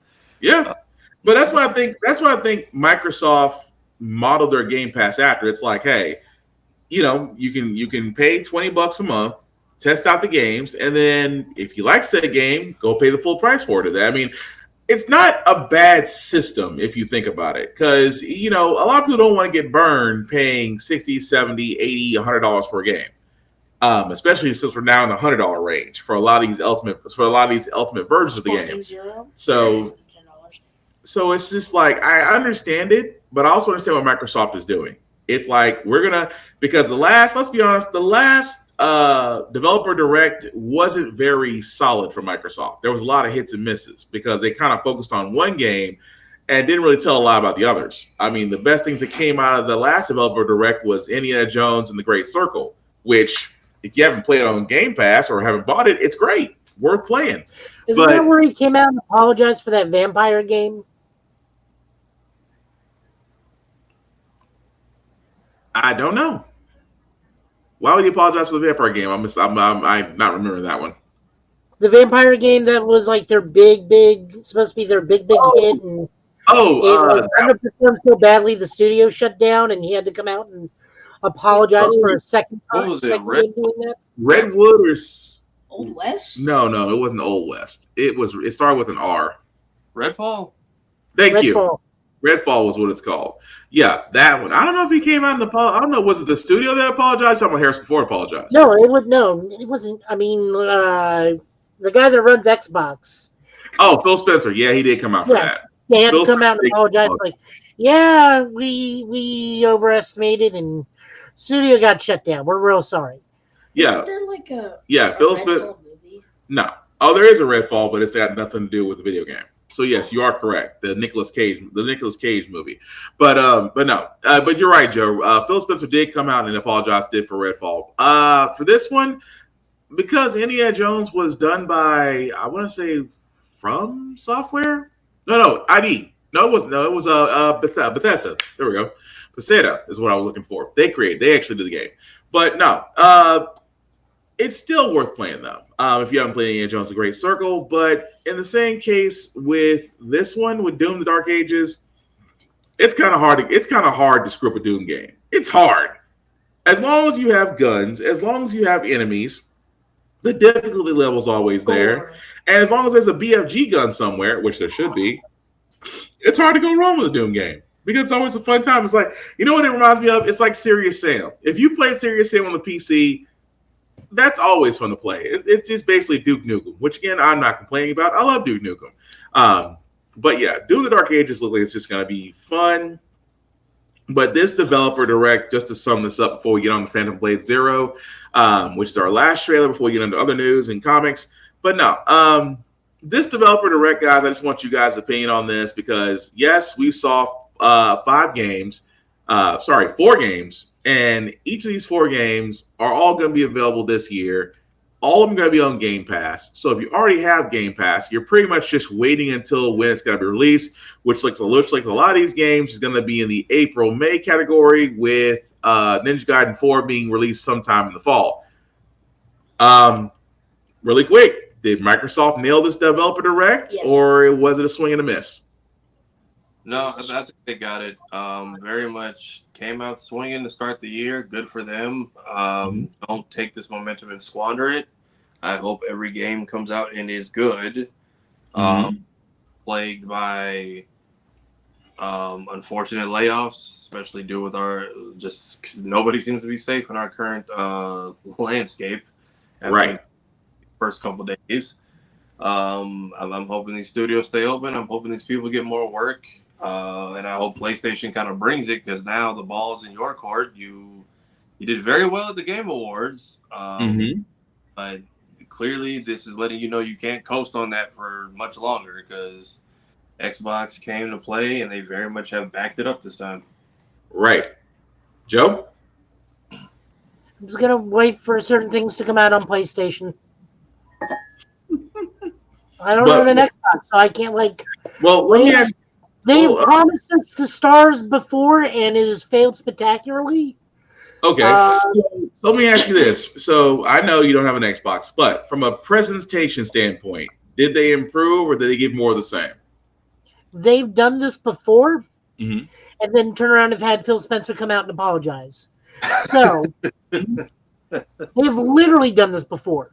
I'm not arguing. You're right. It has happened before. Let's remember the Starfield developer direct, where it was supposed to be everything under the sun, and then it became a meme to the point where we still yell in John Arbuckle's voice, "Starfield." But the funny part is, but it's the same company that was behind Starfield is also the same company behind Indiana Jones. So it's like I mean, I'm not arguing. I mean, I agree with you. It can be for the same. It's easier to whip. Well, they're not Nazis because we're in Italy. What are we calling them? Fascists, but they were Nazis. It's easier to whip fascists in the face in the 50s than it is to do starship design. It's just that simple. Although I did like the watch and the collector's item from Starfield, though. I still actually have mine. But I have a question. Shoot. Is it like Doom related to Wolfenstein? No, completely. Yes and no. It's super weird. It's one of those like fourth cousin, twice removed scenarios in that family tree. Technically, there's a kids. Technically, Chad. There is a kids' educational game that is tied into Doom and Wolfenstein. Yeah, I know. Called Captain something or other. Yeah. And apparently that's like Doom's grandfather, apparently, or something. Oh, I forgot about the Yes, which is also Wolfenstein. B.J. Blazkowicz's great grandson is Captain so and so. But that thing is really complicated. I saw a game theory explaining, and that's all I need to know. It's like, how does this even make sense? sense? Read the Doom novels. Read the 4 Doom novels, and then get back to me. When you're older. Oh no, they're actually pretty appropriate. Well, book 1 and 2 is pretty appropriate. 3 and 4 are not. When you're older. I'll just watch a game theory. Okay, I'm gonna have to watch that game theory with you. But outside of the developer direct, guys, we actually do have Phantom Blade Zero Year of the Snake gameplay trailer. And if you do not know about Phantom Blade Zero, again, it's similar to Ninja Gaiden, so it is a lot of gory parts. But I'm gonna let the trailer speak for itself.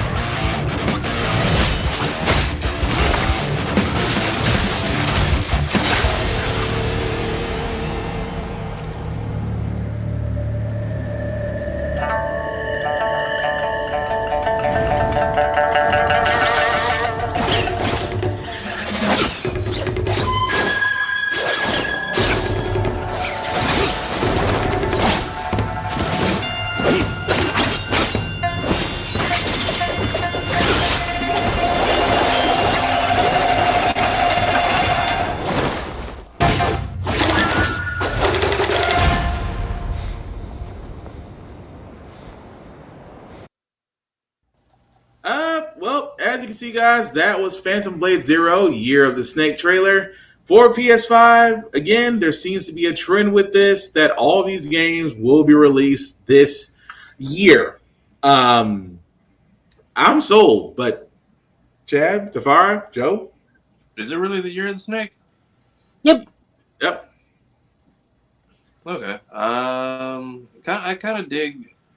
Again, thank you to all these devs for giving us like cinematics and actual gameplay. That's a step in the right direction for this year. Mhm. But yeah, if you're into that sword hack and slash genre with the cinematic finishes, you basically have an option on both consoles. You can play this, or you can play Ninja Gaiden on top of another Ghost game getting ready to come out.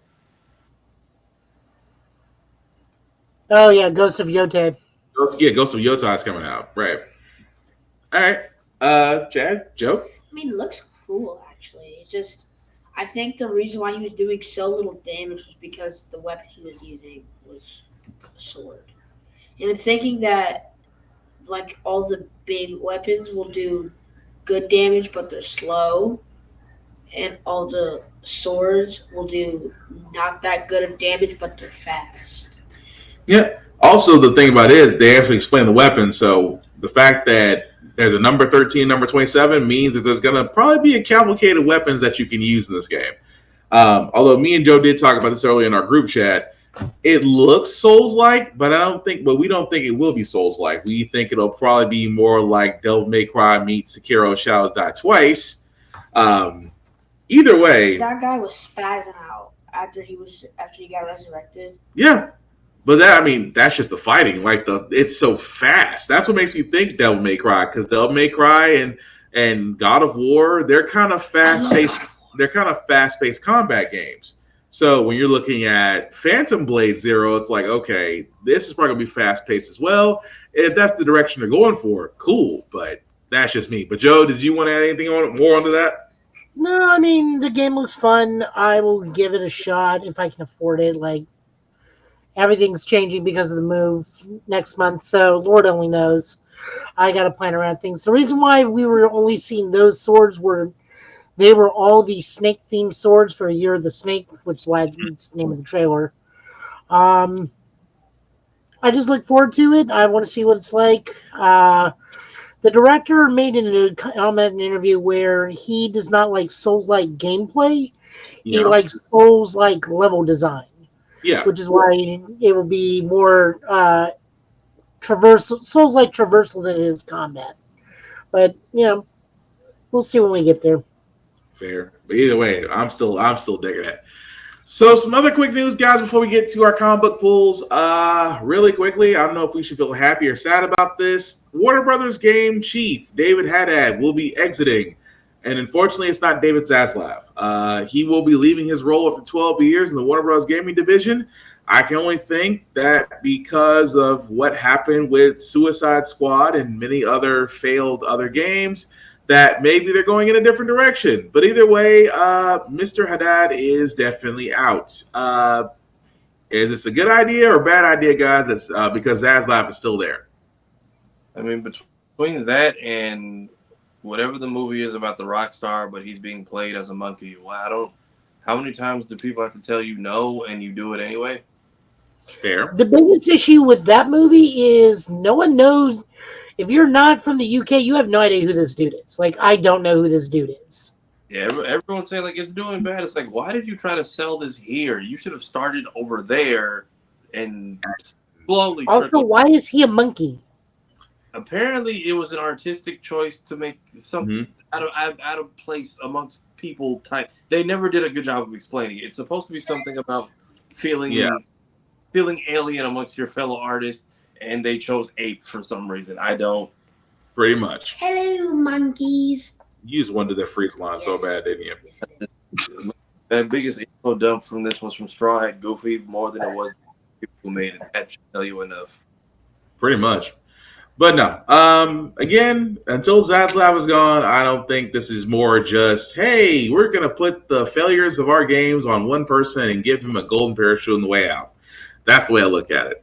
Other good news, if you are an SNK fan, and thank you, Joe, for finding this. For Fatal Fury, Call of the Wolves, guys, they're doing an open beta test February 20th to 24th. You can choose up to 8 different characters. You can also fight online. This test will only run from February 20th to February 24th. Now, here's the beautiful thing about this. You do not need a Games Pass. You do not need PlayStation Plus. It is completely open for this time for everybody to play, for everybody to test things out. Completely free. There's nothing to sign up for. I just need to stress that out because I did read this all the way through. There's nothing to sign up for. You don't need anything additional as long as you have an internet connection and if you have a PS5, a PS4, or a or Xbox Series X or S, or you have Steam if you like to play on the PC Master Race. You'll be able to play Fatal Fury, City of the Wolves beta just fine. Now, of course, I'm going to give you again, this is the test periods. February 20th from February 24th. That's as much time as you get to play. After midnight on February 24th, you will no longer have access to the beta. Again, you can play online, whether a ranked match, casual match, room match, or you do a tutorial. You'll have 8 characters to play with. However, we don't know which 8 characters you have at this time. That being said, I'm all for it. I know, Joe. I know you're definitely going to be on the. You're definitely going to be on it, right? I can afford free. I mean, everybody can afford free. But yeah, that's the only thing I'm getting at, though. Is just that because again, this is a fighting game that everyone is looking forward to. I know I am, and plus, as Joe said, 'tis free. You cannot argue with free. But yeah, keep in mind, guys. You need PlayStation Plus to play online. Yeah, you do need PlayStation Plus to play online. Let me stress that one. And Xbox Game Pass is being the same way now. So unless you have Game Pass, you can't play online either. So let me stress that heavily. You will need those things. But yeah, come February 2024, should be a fun time to City of the Wolves. Also, Marlon Wayans, thank you, Tafara, for this. Decided to give us this little number, a scary date, June 12th of next year. I can only imagine with that red letter and black outlet, what that means. Again, yeah, I'm hoping because Scary Movie wasn't the same after the Wayans left. It was not. No matter how they cut the mustard on this, a Scary Movie was just not the same without the Wayans. But so, what are they gonna parody though? Because like the horror genre is not something they can easily parody right now. Well, I mean, they've been off. I mean, with the state of the world, they kind of got a lot to work with. You have horror and real life to easily go off of, and what he did with was it Meet the Blacks? Was that Mike Epps? That was Mike Epps. What was the other one he did? That was a parody of Paranormal Activity. Oh, no, it wasn't a haunted house. Yeah, haunted house. Yeah, A Haunted House was great. That was a scary movie just without being called a scary movie. So right. They clearly still have ideas in that genre. They'll get a chance because you see, like, one of the first things they tried to parody after he was gone was Brokeback Mountain, and that was just weird. Yeah. That was one of Kevin Hart's first roles.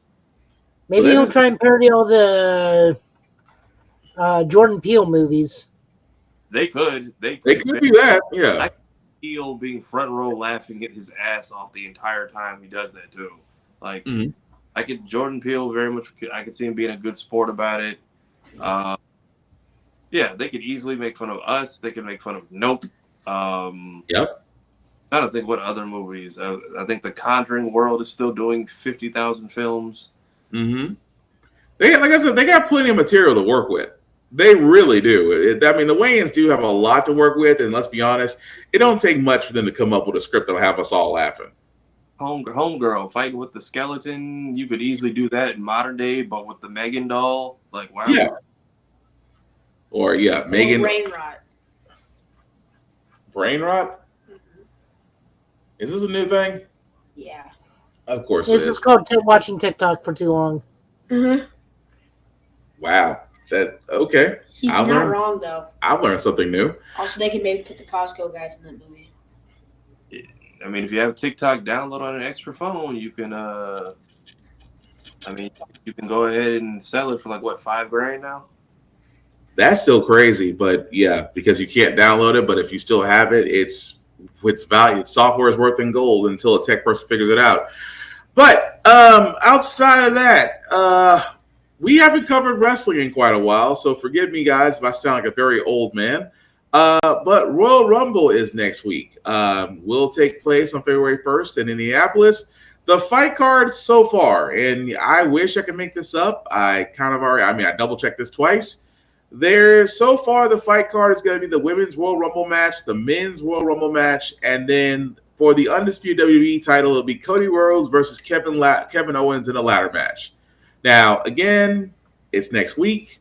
Matches are more than likely going to be added to it, but because this is actually showing on Netflix, since they purchased WWE, Netflix is very time constrained. So probably what we're going to see, maybe one or two more matches may get added, but that's pretty much going to be the fight card. Although John Cena is retiring this year, he's kind of going on his farewell tour.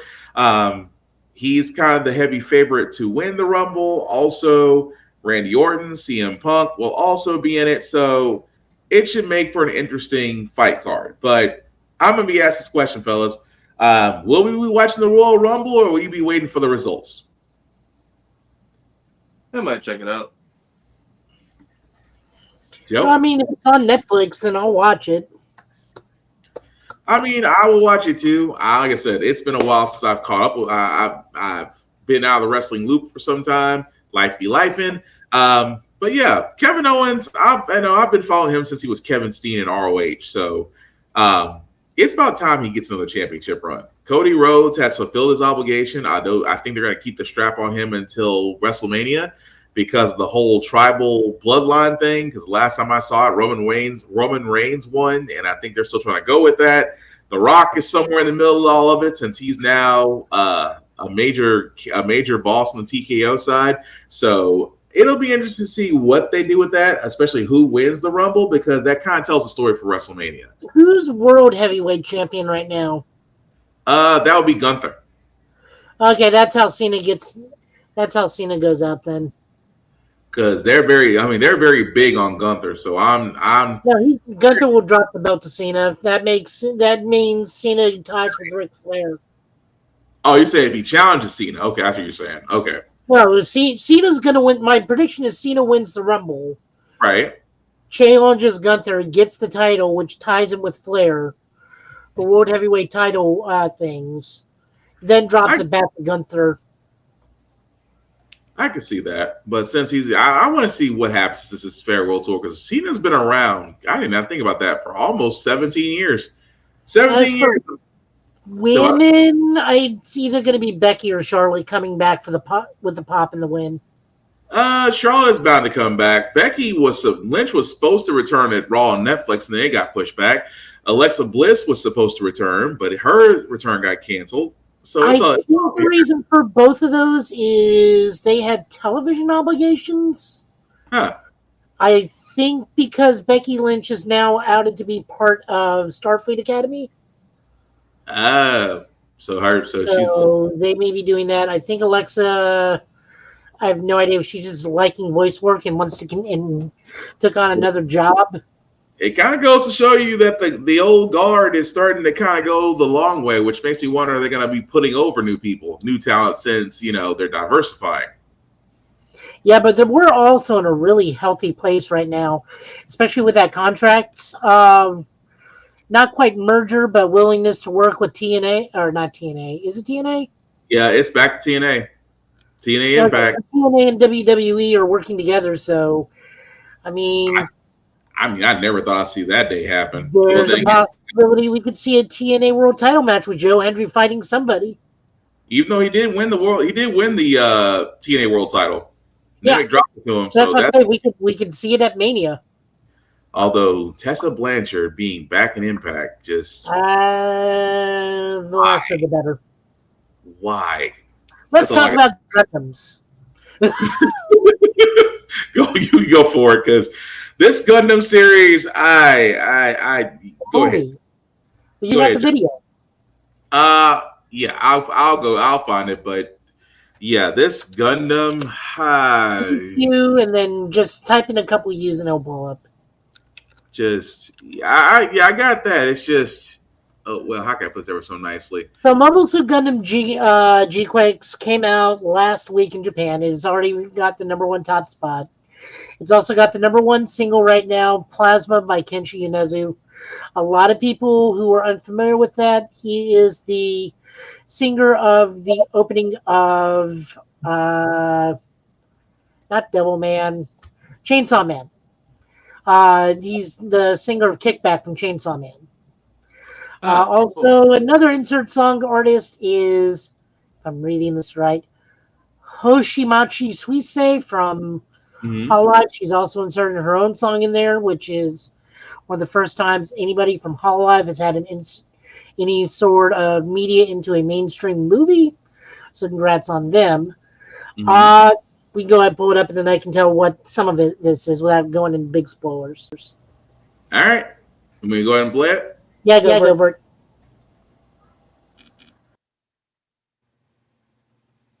直径 6.4km のスペースコロニーは 113.5 秒に1回回転し 1G の遠心力を生み出している。空は頭の上じゃなく足の下にあるんだ。コロニー生まれの私たちは本物の重力も本物の空も知らない。もちろん本物の海も。賞金をかけてモビルスーツでバトルするクランバトル？クラバなんてまともなやつはやらない。僕は修二。私マジ。いや意外と可愛い名前。あんたさ、クランバトルやらない？素人を巻き込むな。本当に死ぬぞ。まだ子供じゃん。クラバは命がけなんだよ。モビルスーツ2対2のマブ戦。相手の頭部を破壊すれば勝ちだ。君も向こう側見えた。勝つから信じて。マチュのマブ、本物のマブ。一緒にクランバトルやってくれるの？戦えとガンダムが言っている。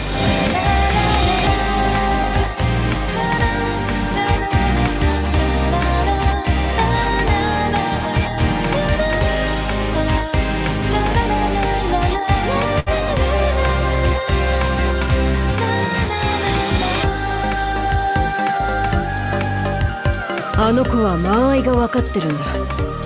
本物かもしれない。やらなきゃ。やられる。シュジ。マチュ。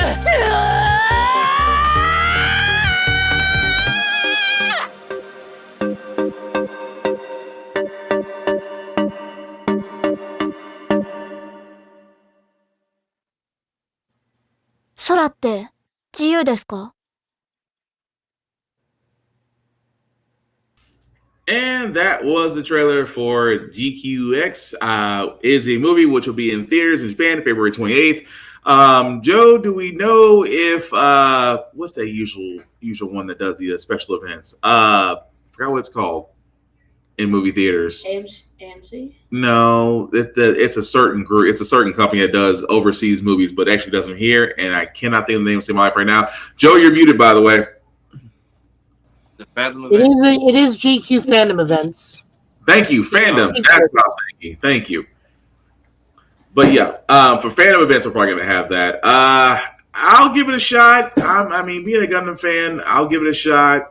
The trailer didn't really pull me in, but so the plot is what pulled me in because this is an alternate timeline to Universal Century. Yeah. So, this is a world where Amuro never got the Gundam and Char successfully infiltrated and took the Gundam. And as a result, the 1 Year War shifted in Zeon 1. And it is now the year 0085 where this takes place. So that means this is the year of Zeta Gundam, where all space nodes are independently free. Anyone can travel to and from space. And small war pockets of colonies are now trying to fight for dominance, kind of G Gundam-ish, but not really, but kind of, but also not. So G Gundam and also G Gundam and then the Witch from Mercury. a little bit more than that, because the dude that the main girl finds has the red Gundam. Uh-huh. And it's been upgraded with Psycom units, and there's just a whole bunch of stuff in there. But the crux of this is an alternate history to both Mobile Suit Gundam and Zeta Gundam. So we may get cameos. We may take a peek on what's on the other side of that rainbow realm when two new types start to clash with each other. Mm-hmm. All sorts of weird things. The design of the Gundam is standing alone. Because if you look at some of the other Mobile Suit designs, like the Zaku's look amazing. True. The Gundam the G-Quakes just looks a little weird, and the face of the Gundam looks a little weird, but that's also because the studio that's doing this is the Evangelion studio. So it's got a little bit of Evangelon in it. So it's a Reese's Peanut Butter Cup Gundam. Not quite an Eva, but not quite a Gundam.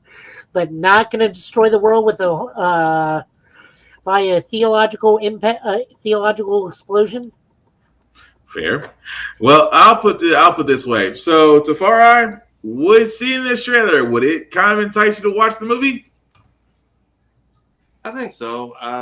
Just because my Gundam knowledge is spotty, and this kind of seems like it's a very much. You can either take it as its own thing, or if you have the lore like you guys would, you'll appreciate it more.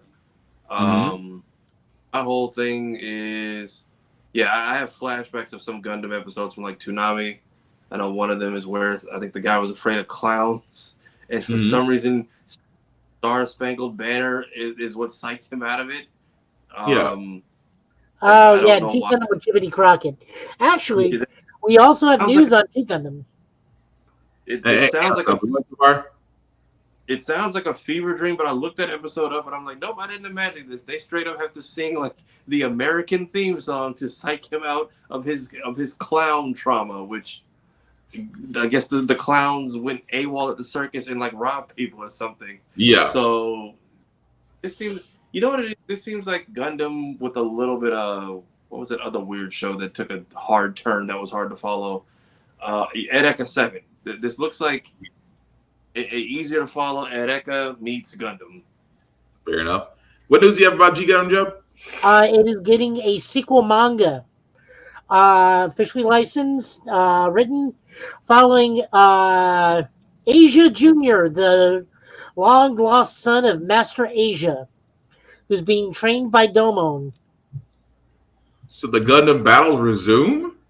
I thought it was that's going to be interesting. No, I mean, just because of what happened with the Double Gundam doesn't mean that they don't continue to have the Gundam Battle series to see which one's in charge. Yeah. I won't continue further because I will make a political joke, and we don't need that kind of energy right now. Oh Lord. Well, with that being said, let's go on and move on to our only review for this week for Dragon Ball Daima. What do you guys think of the most? Oh, also, before I actually hang on a second.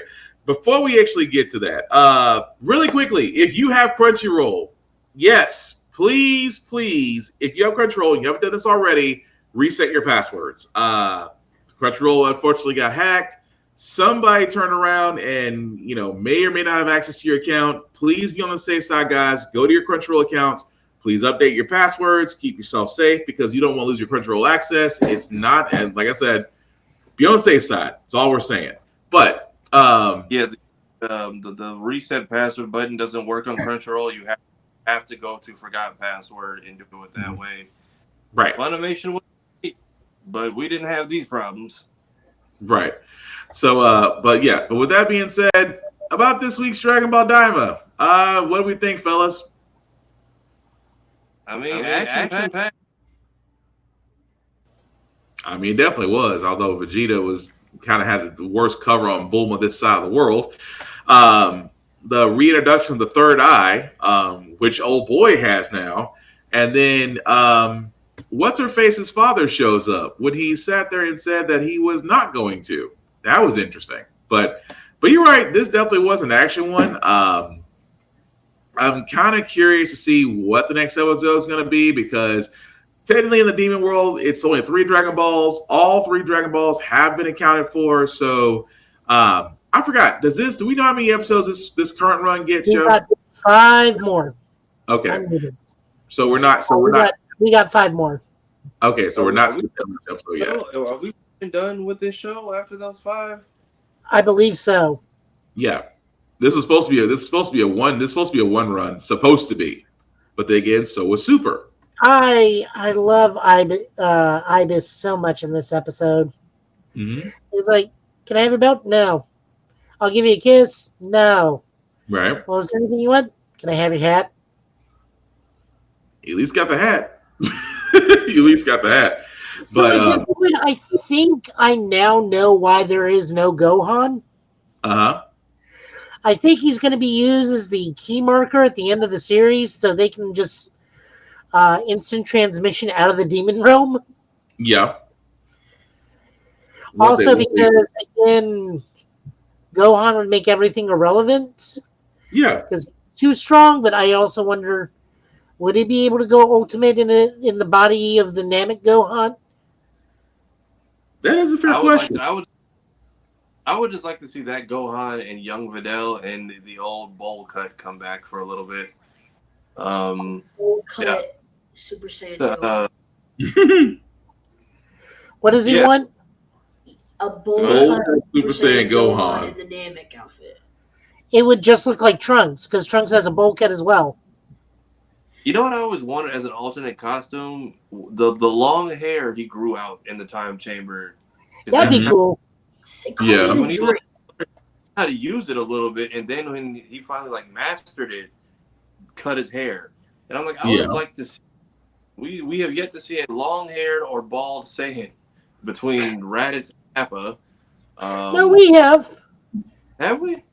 Cauliflower. Yeah, there's this one mini comic about this guy. A long, spike, but not flowing down her back. Right. Well, you got all the pictures of Raditz. If you let it down, but yeah, it's I'm curious to see who else we get a young cameo from. Also, we're like 13 episodes in. Why is the dub just now releasing when the 3 episodes came out October? What? I think they had some sort of production delay or something. Yeah, I would say so. So my question here is, we know that the gerrymander, or however you pronounce that's a very French word. Mm-hmm. Do we think, aside from them actually just being chill, nice dudes, in the grand scheme of things, are they going to be like the Ginyu Squad, where they have a certain power to make up for the lack of strength? Because right now, if they get involved, Goku and Vegeta are just going to wreck them. Pretty much. So, are they going to have a certain power? Because technically, Goldo was the strongest one out of all the Ginyu Force. They're going to have a power. It may not be what we think it is, but they're going to have something. What do you say, Spar? Power or some kind of combo technique, or Jason Berger's what is it? The Red Comet attack, something. Yeah, I beat my uncle with that move. At this point, these guys seem like they're somewhere in between the Ginyu Force and the Parapara brothers. Yeah, pretty much. But I'm still saying, Are we done with the Majin Gumbo now, or what? No. That was the best part about it. Aransu's just sitting there looking out the window while her two dumb sons are sitting asleep, passed out of the couch from a sugar coma, and I'm ma'am. No, I'm just ma'am, you were the villain, and then you just became a single mother of 2. Pretty much, which is interesting. But since we only got 5 more episodes, I'm just curious to see what they're going to do next. But we'll come find out come Crunchyroll. But like we said, guys, what do you say, Joe? Hi, mate. Oh, you were saying a Real lot. quick. Oh, Lord, you were reciting a line. But yes, but keep in mind, guys, like we said about Crunchyroll, if you do have an account there, please reset your password as soon as possible. But yeah, we'll be catching up on Dragon Ball Daima once it does come back up next Friday. Any other news, guys, before we get to our comics? Oh, Red Ranger in Another World is still getting, may actually get its own anime series based around the actual Sentai. Nice. Tafar, what are you going to say? I was gonna say I got nothing. I'm trying to think. I feel like I'm missing something, but I don't know. It'll come to me probably before the end of this. I'm trying to think. We covered all the trailers, news. I haven't heard anything amazing come out of MagFest this weekend. So are you gonna go to MegaCon? I want to, but I think I'm good on home for a little bit. I'm about to say you've been hitting cons pretty hard last year. I'm surprised you might want to take a little bit of a sabbatical, sir. It's not even that. It's just the cons are cool. It's going home and seeing everyone else right now. That's just like hey, I'm almost 30 and I'm good on just all of it. Let me know y'all. Let me know that hand. I don't got to deal with it. So, but yeah, MegaCon, I'll give them credit. They have very much MegaCon has done a good job of getting the egos out of the building, especially after COVID. Letting more local artists get a shot, letting more people who do custom cars get a shot. See a lot more creators are making their way there, and I think that is a result of that. So good on them. I wish other people could follow suit, but I'm hoping. Yeah, I would love to go to MegaCon again in the future. I've gone a couple times for work. Only person I can say notably I met was, what's the girl's name who plays Estelle. She was a sweetheart. Nice. Well, of course, you can always check out Tafari for his many videos on how to prepare for a con, what to do at a con, how to leave a con, and basically how to leave remarks, positive remarks at a con. But with that being said, thank you guys. And I see, Joe, you've already got your comics up, sir. So whenever you're ready, sir. First up, we got Absolute Wonder Woman. This is written by Kelly Thompson, art by Hayden Sherman, and colors by Jordi Belair. Wonder Woman gets her arm back. We're introduced to this universe's Etta Candy, who runs a herb shop and is totally not a witch. Mm-hmm. And then Wonder Woman makes her sword grow to the point where Cloud from Final Fantasy VII says, I want one. I mean, that was a big ass sword. That was a big sword, but this just continues to, of all the Absolute books, this one feels the least foreign because I think the point of this book is no matter what universe or what variation she is, Diana will always be Diana. True. Because Universe 3, it's not Wonder Woman, it's Superwoman. It's a superpowered Lois Lane.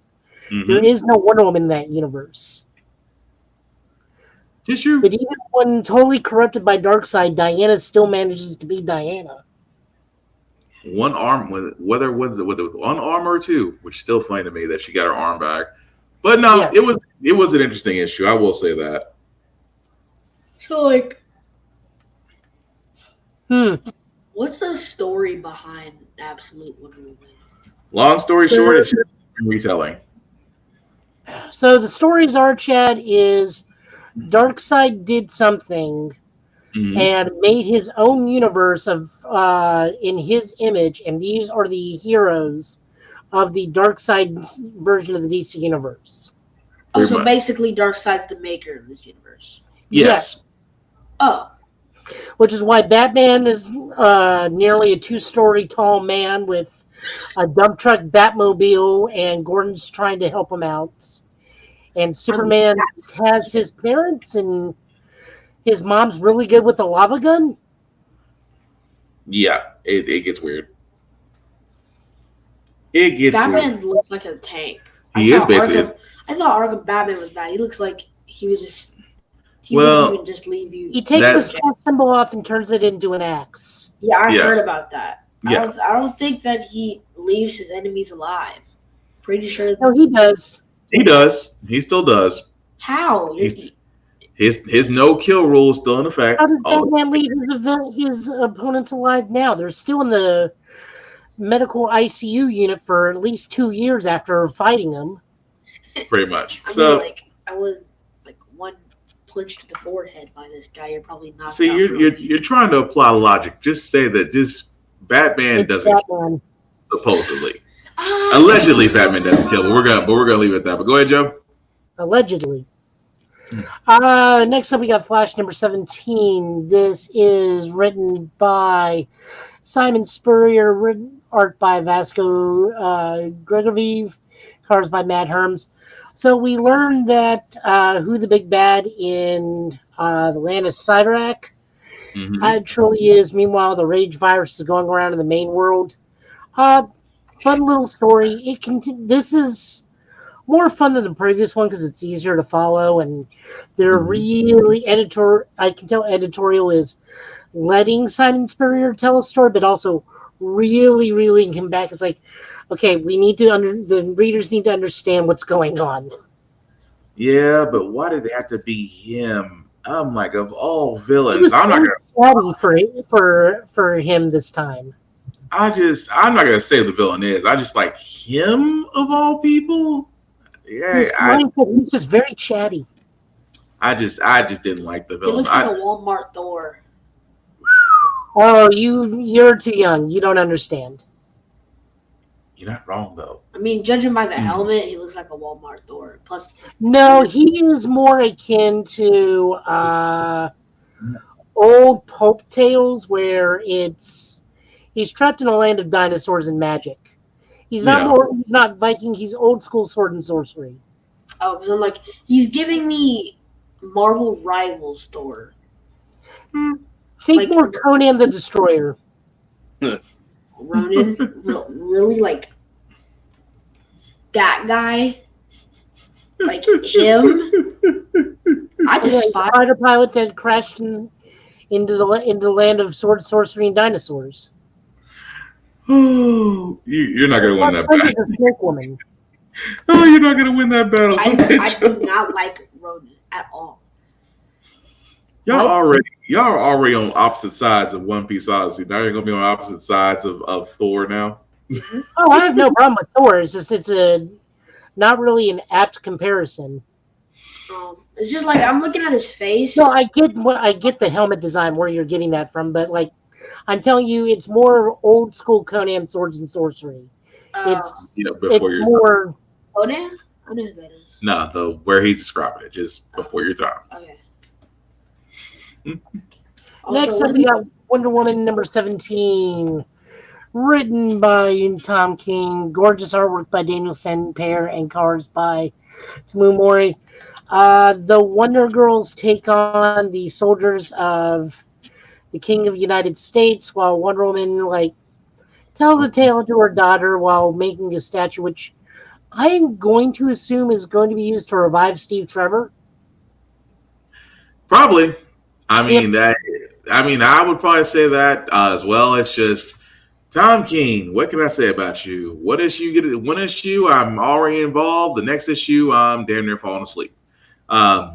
This was another one where I'm like, dude, I didn't need the Zack Snyder treatment of you just basically saying Diana and the girls are pretty much going after the Sovereign. You could have just there's better ways to say it. But like I said, Tom King, he gets one right sometimes, and then he misses on another one. To me, this was just a miss. I enjoyed it because I like how all the girls were taking on certain villains, particularly. Oh, action was good. It was just the pace of the wording. Oh, okay, that I can understand. Yeah, I saw a video about that where basically Wonder Woman got pressed after what's his name died, and she kind of wanted to kill the Sovereign. That's where we are now. We're at the point where she's, instead of her being on the defensive, she's taking the offensive. So that's where we are now in the story. And she has a kid. Who's the what? Yeah, she has a kid now. I'll explain to you later. He's going to be a problem, isn't he? I'll explain to you later. Go ahead, Joe.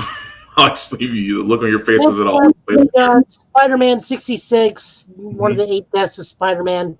It's written by Justina Ireland with art by Andrea Picardo and colors by Marcio Benez and Eric Arciniga. Sorry if I'm screwing with that name.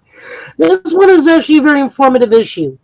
The children of Sidorak are like, Dad, we did it. Look at me. Well, one of them is.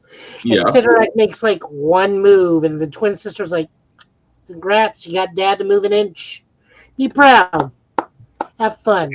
And then she goes out to talk to Stephen Strange and notices Peter. It's like, why is he like this? It's like, well, he quit. It's like, yeah, that's not really allowed with the rules.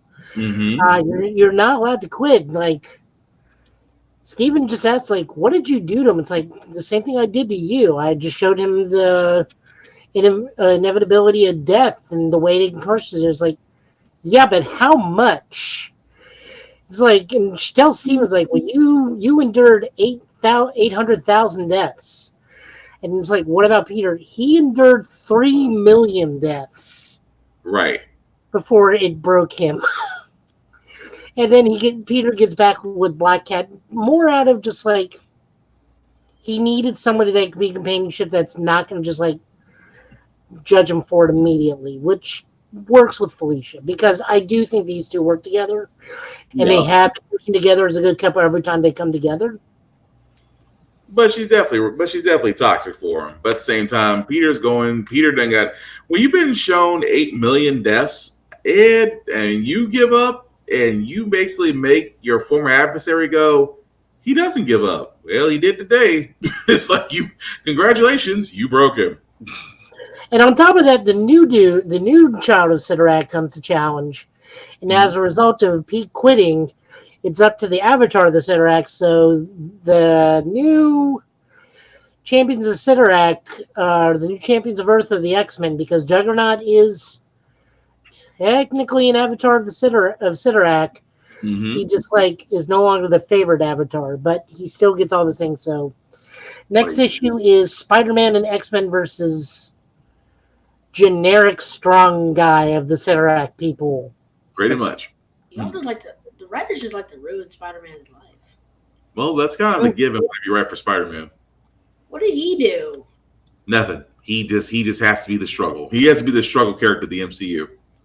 It's almost like an unwritten rule. Spider-Man cannot have one good day. Him and Noah. The last time he had one good day, well, the universe got rewritten. Up next, we got Scarlet Witch number 8. This is written by Steve Orlando, who we need to get back on the show at some point. Yep. Pardon. Art by Lorenzo Tamata and colors by Ruth Redman. Wanda and Amaranth go up to the Frozen North because they are getting attacked by ice worms, and they run into the actual Jack Frost. Literally. That's literally the crux of this book. Good book, good read. Art's gorgeous as always. I don't want to spoil anything because this is going to lead somewhere. They are slowly building up to something with Amaranth. We just don't know what yet. But it is cool to see them bring Jack Frost back. That was nice. Yeah, it was a good issue. Who's Jack Frost? Literally Jack Frost. Jack Frost, Jack Frost? Yes. I thought he was like. I'm hearing the Scarlet Witch run is kind of so far. Yeah. But I've been it's still enjoyable to me. It's a slow burn. I will say that. It's a slow burn for me so far for this run. But yes, the Jack Frost you're thinking of, he does exist in the MCU. Okay. Ultimate Spider-Man, number 13. Man, this was a good read. So we see Spider-Man swinging in the black suit. Turns out it's his kid trying to hold up appearances. And I love the conversations. Like, what were the rules that Dad told you? It's like, number 1, don't touch MJ. Number 1, don't touch MJ. Number 2, Make sure everything is fine in the city and that you guys are protected. Number three, don't touch MJ. He was very adamant about that last part. Don't touch MJ. But apparently his son is not doing bad as Spider-Man either. Even says like, was that okay? It's like, well, I mean, for your first time throwing a mugger, you did good. Right. Meanwhile, Pete and Harry are in the Savage Lands. That's it. You know, I started to ask that question just because of Kraven. That they were in the Savage Land. That's what it looked like to me. Well, also the dinosaur, but you know, you can get a dinosaur from the Savage Land and bring it just about anywhere. Pete and Harry are having to deal with being held somewhere potentially in the Savage Lands by the Sinister Six for their transgressions against the Kingpin. So while Pete and Harry are occupied, that means the son, who I think is named Ben? Yeah. Richard. Oh, Richard, thank you. Richard is Black Suit Spider-Man. Yeah. Although he did do pretty well, but Kraven and the whole thing of, yeah, I was going to treat you guys to dinner, but you like you're covered, so I'm going to give you 3 hours, I'm going to hunt you down. Cool. Kraven was just a little bit too much into it, but it was a good issue, though. Also, Richard runs into the new Black Cat, so I'm wondering if it's going to be Richard and this version of Felicia getting together. Wait, you mean like the one with the fluffy hair? Yeah. Yeah. She is probably younger, so they may be about the same age. Yeah, so it's going to be a different variation since this is the Ultimate Universe. So, like, are they still going with the whole idea that the Maker... Yep. What you're thinking is right. When are they going to fight the Maker? Eventually. So, you gotta think with this whole universe, the way it's set up, they're still having to kind of fight their own battles before they can get to the big bad. So, yeah. So what happened to Iron Man? Still on its way. You got other elements coming out. That's what I said. It's soon, sir. Soon. I just want to see Peter become cosmic. That's where you stuck at? Okay. Peter become what? Peter become cosmic. He gets the power of cosmic and becomes Cosmic Spider-Man. He hasn't gotten the powers of Captain Universe since the Tri-Sentinel in the Onslaught era. When was that? Mid to late 90s? Give or take. Oh. You never know. I'm sorry. Go ahead, Joe. Next up, we got Uncanny X-Men number 9. This is written by Gail Simone. Art by Andrea Bresson and colors by Matt Wilson. This is actually, if you think about it, kind of the opening episode of X-Men 92, where everyone goes to the mall and Sentinels show up. Yeah, but in this case, it's a fight. Yeah, and in this case, Sentinels are Sentinel Wolves. I mean, that got dark. Yeah, but he's also okay because he was dead to begin with. Yeah, I mean that's his power, but the way it ended, which again won't spoil, but just say it got a little dark. Yeah, but you know, it's the X-Men and the mall; those two never mix. True. It never ends well when you go to the mall as a mutant. Just saying. And we're looking at this one because I thought this was going to be something, and turns out it has nothing to do with this title. This is X-Men Xavier's Secret number 1, written by Alex Pacnattle with art by Diogenes Neves and colors by Arthur Azali. I thought this was going to be like what Charles is doing while everything is going on. This is actually just a Jean Cyclops issue where Jean's back on Earth, taking a break from her Phoenix book to spend some time with her husband, and just psychic shenanigans going on. And Cyclops' biggest fear of, you're the Phoenix, you're never going to age, and eventually I'll die, and you're still going to look like this. Mm-hmm. And it's like, no, we'll be fine. I can. The bird is me, and I am the bird, but we still have a lifespan. Yeah, but Charles's whole thing, I was like, that's a long way around to explain that secret. Yeah. That's a long way around. But no, we're not going to spoil it. I'll tell you after the show what it was. Yeah. But those are all the books. Of course, book of the week, Ultimate Spider-Man. It's always Ultimate Spider-Man, although for a change, normal Spider-Man may have taken it because that was a very important issue. And again, it's well done and well drawn and tells you Peter can endure a lot more than most people. pretty much. Well, thank you for that, sir. As we wrap this up, also really quickly, shout out to Rick's Comic City. Again, why? Because they're the number one go-to place in Nashville for comic books, for mangas, for collector's items, Funko Pops, you name it. If you are in the Middle Tennessee area, definitely check out Rick's Comic City, either the Nashville or Coxville location, or on their website at rickscomiccity.com. Let the guys know let the guys Get Bit sent you. Doesn't get you any discounts, but you see our faces on their televisions. They show us love, so we want to show them love. So definitely check out Rick's Comic City if you are in the Middle Tennessee area. If you are not in the Middle Tennessee area, guys, please support your local comic book stores, support your local bookstores, support your local libraries. Libraries much are the same. They do keep the most up-to-date mangas, comic books, and video games. Yes, libraries do carry video games. I was just as surprised as you are. But definitely, guys, your patronage keeps these doors open. I know Barnes & Noble's cool. I know Starbucks is cool. I know Amazon is cool. But we go to these comic book stores, these bookstores for the experience, for the camaraderie, and you never know, you might actually find something you thought you weren't looking for at first, but you're glad you showed up. So definitely check out, again, your local comic book stores, your local bookstores, your local libraries. You will miss them when they are gone. Speaking of gone, guys, we're going to kind of go ahead and call it and wrap it up here. But I'm going to first start with the man, the legend, the myth, Tafari. Sir, you want people to know what you're doing? Yeah, I'm getting ready to wrap up the walkathon. We are, 24 days in? So we are down to the last 7 days.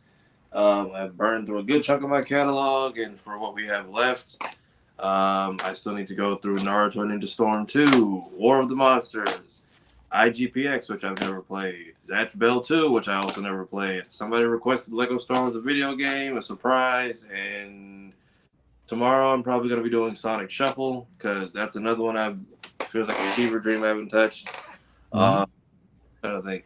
Still posting short stuff on the regular, still promoting Blurred Station. BlurredCon is coming up in March, so if you know anybody who is looking to advertise or is looking to try to get a boost for their business, by all means, I'll be doing production on that. So please spread the word. Go to the website, check it out. Otherwise, getting ready for February as well. Some friends have been kind enough to send me some items, so I'll be doing unboxings for Black businesses throughout the month. So be on the lookout for all of that. Sweet. Also, shout out to Mr. Cardio, because this man is literally on a treadmill while playing games, because he was playing Star Fox 64, and I kind of felt like I was coaching. I was like, "Yeah, that's you're about to go up against Star Wolf from round 2." But no, definitely check him out there. My thoughts will be with you when you do Sonic Shuffle. So what? My thoughts will be with you when you do Sonic Shuffle. It's not that bad. There are many things it is. Good is not one of them. All I gotta sit there and say, watch the stream. Joe, you let people know what you're doing, sir? Well, I'm also was going to tell us, like, man, you're going to have so much fun with IGPX. That was such a fun game. What am I doing? I'm just trying to survive at this point. Damn. I got the move coming up in like 3 weeks. I got to figure out at some point how to see Captain America. I'm streaming 3 different games, and I'm trying to figure out how to like balance everything without falling asleep on stream sometimes. You know, people pay to watch people sleep. That's a whole other thing. Look, they're never going to see I'm not getting a camera to interface with my PlayStation. Look, they can always tell when I'm starting to fall asleep when the camera starts slowly drifting upwards constantly. Or in some cases, a Mech Warrior, why my mech keeps going and somehow I still clear the mission. That's kind of impressive. Or you play. I don't know what goes on when I sleep. Apparently, I'm some sort of battle tech genius. You're or Mech Warrior genius when I'm half asleep. Jesus. He probably has something to do with it too. Jesus, take the battle mech. Jesus, take the wheel. Jesus, take the wheel. You just take the wheel and fire the long-range missiles. Jesus. No, right now I am playing Titanfall 2 Story Mode, which is going along pretty quickly because that's one of those games where momentum is the name of the game. As I continue to play more big stompy robot games, I am playing SD Gundam Battle Alliance, which is super adorable. It always makes me think of that SD Gundam animated series on Cartoon Network. Nice. All the Zakus just sit there and say their name, Zaku. And now I'm playing Synduality Echoes of Ada, which is the new extraction shooter from Namco Bandai. Try to say that 5 times fast. Yeah, I would have ended up saying Bandai Namco or Banco Namdai. So that actually has an anime you can watch over on Hulu, which I don't know if that is. This game is a prequel or sequel to called Synduality Noir. So you can explore the world, get some of the backstory, because this game doesn't really have a story per se. This is more of kind of like The Division, where it's very light on story. Mm-hmm. And you're out there collecting items, building up your base, upgrading your base, upgrading your mech. You're in a world where rain can hurt your mech. Interesting. However, the community is very, very good because everyone's in this. It's kind of like everyone's in this world to help each other. Because if you do attempt to PvP too much against each other, you are banished to kind of a mirror world where it's PvP land, and all your stuff is black market prices, and you're trapped in a separate server with all the different PvPers where that's really what the goal is. But like for the most part, most of us are working together and grabbing what we need to upgrade our bases. Just stumble across each other. You just see like two mechs just stomp on by, wave hello, go our separate ways. Or you can do co-op missions. You also have a, I don't know, Chad, what do they call, or is anime waifu still a thing? Is that a phrase you guys still use? Yeah, but not that many people use it. Only the weird half of. Okay, so only the gooners. Got it. So you're up with an anime waifu, which is pretty much your AI onboard program, which actually gets better as the game goes on. Right now I'm in the part where she will go like, hey, we're looking for this stuff and it's over there. A lot of the times we should go over there. And now, like as of right before the podcast, she is like, oh, we're looking for gloves. We need to go exactly here.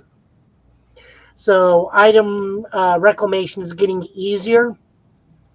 So it's been a fun game thus far. I just wish I had a better handle on its story. Yeah.